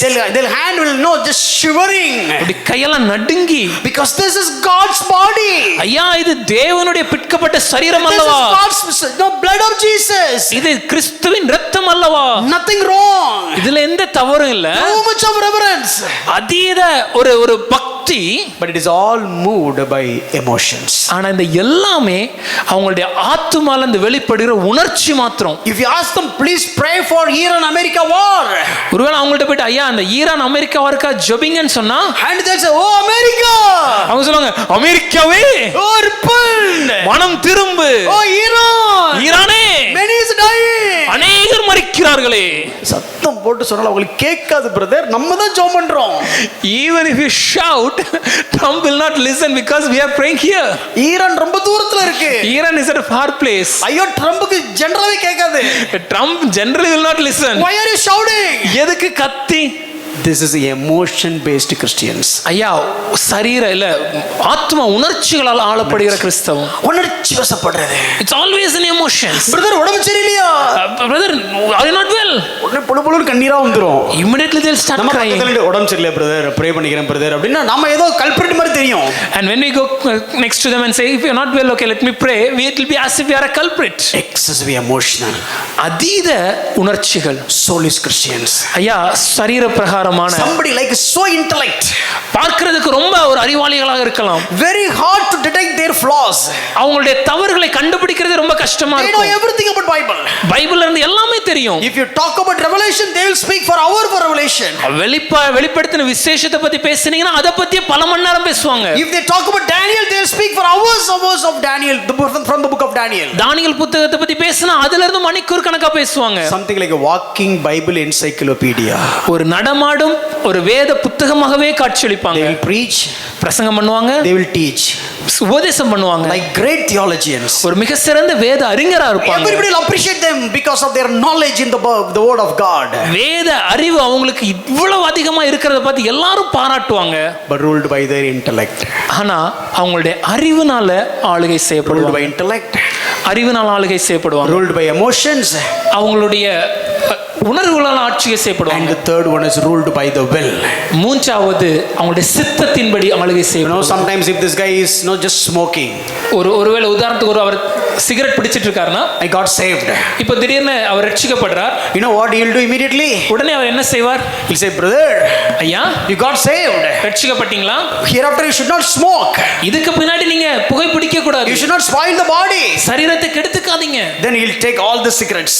உடனே அந்த எல்லா சிகரெட்லாம் எடுத்து And he'll take it. அதை எடுத்துட்டு And squeeze it. அதோட கசக்கி And just throw it. எரிஞ்சு And kick on it. அதுக்கு மேல மிதிச்சு. எங்கேயோ பார்த்த மாதிரி இருக்குன்னு யோசிக்காதீங்க. It's just moved by will, determination. ஒரு தீர்மானத்தின்படி அப்படியே நடக்கிறது. They have a strong will power. ஒரு பயங்கரமான ஒரு வில் பவர் உங்களுக்கு இருக்கும். Brother, you should not drink. குடிக்க கூடாது நம்ம சொன்னா They'll stop drinking. உடனே குடிப்பதை நிப்பாட்டுவாங்க. They'll give up all the evil habits. எல்லா கெட்ட பழக்கத்தை விட்டுருவாங்க. They're on time to church. சபைக்கு நேரத்துக்கு வருவாங்க. Never miss a single Sunday service. ஒரு ஞாயிற்றுக்கிழமை ஆராதனையும் தவற விட மாட்டாங்க. Never take meals before Sunday service. ஞாயிற்றுக்கிழமை ஆராதனைக்கு முன்னாடி சாப்பிட கூட மாட்டாங்க. They'll decide 40 days fasting. 40 நாள் உபவாசம் பண்ணுவாங்க. And they'll made it. அதை செஞ்சு முடிப்பாங்க. It seems like a spiritual victory. பார்க்கிறதுக்கு ஒரு ஆவிக்குரிய வெற்றி போல் தோன்றும். But maybe they're ruled by their strong will. ஆனா தங்களுடைய சுய பலத்தினால ஆளுகை செய்யப்படுகிற கூட்டம். Combination of intellect. ஐயா, அறிவு சம்பந்தப்பட்ட ஒரு கூட்டம். Combination of emotion. உணர்வு சம்பந்தப்பட்ட கூட்டம். Combination of will. சுய பலத்தை நம்பி இருக்கிற கூட்டம். But still soulish Christians. இதெல்லாம் சேரும். ஆனா அவர்கள் தங்களுடைய ஆத்துமாவிலே வாழ்கிற ஒரு கிறிஸ்தவ How கூட்டம். about you? நாம எப்படி இருக்கிறோம்? Sensual Christians? சரீரத்தில் ஆளுகை செய்யப்படுற கூட்டமா? Or soulish Christians? இல்ல ஆத்துமாவில் ஆளுகை செய்யப்படுற You கூட்டமா? know. நமக்கே நல்லா You தெரியும். have zeal. ஐயா, எனக்கு பக்தி வைராக்கியம், You have intellect. எனக்கு அறிவு இருக்கு, You have will. எனக்கு சுயபலன் இருக்கு. But still, ஆனால் you are not a spiritual Christian. ஒரு ஆவிக்குரிய கிறிஸ்தவராக நான் இல்லை. Daniel chapter 6 verse 10. தானியேல் 6:10 பார்க்கும்போது The verdict is signed. அங்கே தீர்மானம் எழுதப்பட்டது, கையெழுத்திடப்பட்டது. If you pray other than Darius, you will be thrown into the lion's den. தரியு ராஜாவை தவிர வேற யாருக்கும் நாம் ஜெபித்தாலும் உடனடியாக சிங்க கெபியில் போடப்படுவோம். He was not a soulish Christian. தானியேல் ஒரு உணர்ச்சி வசப்படுற He கிறிஸ்தவர். knew that. அவருக்கு தெரியும். He knew that. அவருக்கு தெரியும். But still, ஆனாலும் he acted in the other way. அவர் மாறி செயல்பட்டார். Look at the word. அந்த வசனத்தை பாருங்க. He got down on his knees 3 times a day and prayed and gave thanks before his God as he had done previously. அங்கே தான் முன் செய்து வந்தபடியே தினம் 3 வேளையும் தன் தேவனுக்கு முன்பாக முழங்கார் படியிட்டு ஜெபம் பண்ணி ஸ்தோத்திரம் செலுத்தினார். The same thing you can read in Matthew 4:6. இதே காரியத்தை மத்தேயு 4:6 பார்க்கலாம். No, even though devil was quoting the verse, but still Jesus was not moved by the logical thinking. பிசாசானவன் வசனத்தை வைத்தே இயேசுக்கு சோதனை கொண்டு வந்தபோது இயேசு தன்னுடைய ஆத்துமாவில் எமோஷன்ல அவர் முடிவெடுக்கல. So I said this 2 things. நான் 2 காரியம் சொன்னேன். Sensual Christians, சரீர பிரகாரமான ஆளுகை, உணர்வுகளால் ஆளுகை செய்யப்படுற soulish கூட்டம். Christians. ஆத்துமாவில் ஆளுகை செய்யப்படுற கூட்டம். But are you led by spirit, and are you a spiritual Christian? ஆனால் நாம் ஆவியினாலே ஆளுகை செய்யப்பட்டு ஆவிக்கேற்ற கிறிஸ்தவர்களாக இருக்கிறோமா? That is what we are going to continue next week. இதை தான் நம்ம தொடர்ந்து பார்க்க போறோம். What do you mean by spiritual Christian? ஆவிக்குரிய கிறிஸ்தவர்னா என்ன? They may struggle now and then. அவங்களும் அங்கங்க சில நேரம் தவறலாம். They are fighting with themselves. தங்கள் சரீரத்தின் அவயவங்களோட தினம் போரிடுறாங்க. They will wrestle with themselves. தங்கள் அவயவங்களோட போரிடுறாங்க. I don't want to do this. ஐயா, இந்த பாவத்தை செய்ய நான் விரும்பவில்லை. Oh, I need to knock down this Pushparaj. ஐயா, என்னுடைய சுயத்தை, இந்த சில்வரை நான் அடக்கி ஒடுக்க வேண்டும். I need to overcome this Pushparaj. இந்த சுயத்தை நான் ஜெயிக்க வேண்டும். I need to kill him. அவனை நான் கொல்ல வேண்டும். I need to diminish him. அவனை நான் குறைக்க வேண்டும். No, but I'm not able to do it. ஆனா என்னால அதை செய்ய முடியலையே. Not my zeal. என்னுடைய சுய பலனால் அல்ல, not my will, என்னுடைய சுய சித்தம் அல்ல, not by my emotions, என்னுடைய உணர்ச்சிகள் அல்ல, not my sensual things, என்னுடைய சரீர உணர்வுகள் அல்ல, but I am dependent on the power of Spirit of God. தேவனுடைய ஆவியானுடைய வல்லமையும் பலனையும் சார்ந்து நான் இருக்கிறேன். I know my failures. என் தவறு எனக்கு தெரியும். Oh, I am failing in this. ஐயா, நான் இந்த இடத்துல தோற்று போறேன். I am failing in this as well. இந்த இடத்துல நான் தோற்று Oh, I போறேன். tremendously failed in this way. அநேக நேரம் தோற்று போறேன். Oh Lord, help me. தேவனே எனக்கு உதவும். I cannot make this journey successful by myself. என்னால இந்த பயணத்தை என்னுடைய பலனால ஜெயிக்க முடியாது. I understand my failures. என் தோல்விகள் எனக்கு So தெரியும். I depend on you. ஆகவே உம்மை சார்ந்து I இருக்கிறேன். depend on your strength. உம்முடைய பலத்தை சார்ந்து Not இருக்கிறேன். my commitment. என்னுடைய முடிவுகள் அல்ல, Not my zeal. என்னுடைய தீர்மானங்கள் Not அல்ல, my passion. என்னுடைய உணர்ச்சிகள் அல்ல, Not my longing. என்னுடைய ஏக்கங்கள் அல்ல, Not my will. என்னுடைய சித்தம் அல்ல, Not my determination. என்னுடைய தீர்மானம் அல்ல. Lord, here I am. ஆனா தேவனே, இதோ நான் I இருக்கிறேன். am weak. நான் I பலனற்றவன், am poor. நான் எளியவன், I have less strength. எனக்கு பலனே இல்லை. I am depending on you. ஆனா உண்மையே நம்பி இருக்கிறேன். I recognize the need of God. எனக்கு தேவங்கிற ஒரு சத்தியம் எனக்கு Every தெரியுது. moment. ஒவ்வொரு நாளும், Oh Pushpara, you are not a smart person. ஐயா, நான் ஒரு தேறினவன் அல்ல, You are not a strong person. நான் ஒரு பலவான் அல்ல, You are not a well knowledgeable person. நான் ஒரு அறிவாளி அல்ல, You are not a scholar. நான் ஒரு அறிஞர் அல்ல, You didn't know much. எனக்கு அதிகம் தெரியாது. Oh, you are a failure. நான் ஒரு தோற்று So போனவன். here you need to depend on God. ஆகவே இந்த இடத்துல நான் தேவனையே சார்ந்திருக்க வேண்டும். Blessed those who are poor in their heart. ஐயா, ஆவியில் எளிமை உள்ளவர்கள் Oh, பாக்கியவான்கள். I need God. எனக்கு தேவன் I வேண்டும். need God now. எனக்கு இப்பொழுதே தேவன் வேண்டும். I need His strength. அவர் பலன் வேண்டும். Oh, I need to weigh my spiritual life based on the written word of God, not based on my experience. தேவனானவர் எழுதி கொடுத்திருக்கிற தேவ வார்த்தையின்படி என்னுடைய வாழ்க்கையை ஒப்பிட்டு பார்க்க வேண்டுமே தவிர என்னுடைய அனுபவங்களை வைத்து அளவிடக்கூடாது. Every day they will die to live. ஆவிக்குரிய கிறிஸ்தவர்கள் அனுதினமும் சுயத்துக்கு மரித்து வாழ்வார்கள். Let me put it in this way. இப்படி சொல்றேனே, They live since they decide to die. அனுதினம் சுயத்துக்கு மரிக்கணும்னு அவங்க தீர்மானம் பண்ணினால அவங்களால ஒரு ஜீவ பலியா வாழ முடியும். This life only can be led by the help of the Spirit of God through the written word of God. இப்படிப்பட்ட ஒரு வாழ்க்கை நம்ம வாழ்வதற்கு நமக்கு இருக்கக்கூடிய ஒரே வழி என்னன்னா, தேவ ஆவியானவர் கொடுக்கிற பலனும் தேவ வார்த்தையின் வழிகாட்டுதலுமே. So what is your takeaway today? இப்ப நான் இன்னைக்கு ஐயா திரும்பமா நான் எதை நினைவில் கொள்ள In வேண்டும்? my process of sanctification, என்னுடைய பரிசுத்தமாகுதல் என்கிற நிலைமையில் 4 key words. 4 முக்கிய I வார்த்தைகள். need to walk. நான் நடக்க வேண்டும், I need to know. நான் அறிய வேண்டும், What is the third word? எண்ணிக்கொள்ள Reckon. வேண்டும், எண்ணிக்கொள்ள What வேண்டும், is the fourth word? Present. ஒப்பு கொடுக்க வேண்டும். And what do you mean by present? ஒப்பு கொடுக்கிறதுனா என்ன? The first one is முதலாவது obeying. கீழ்ப்படுகிறது, Second one, immediate and serve. உடனடியா வேலை செய்ய, Third one,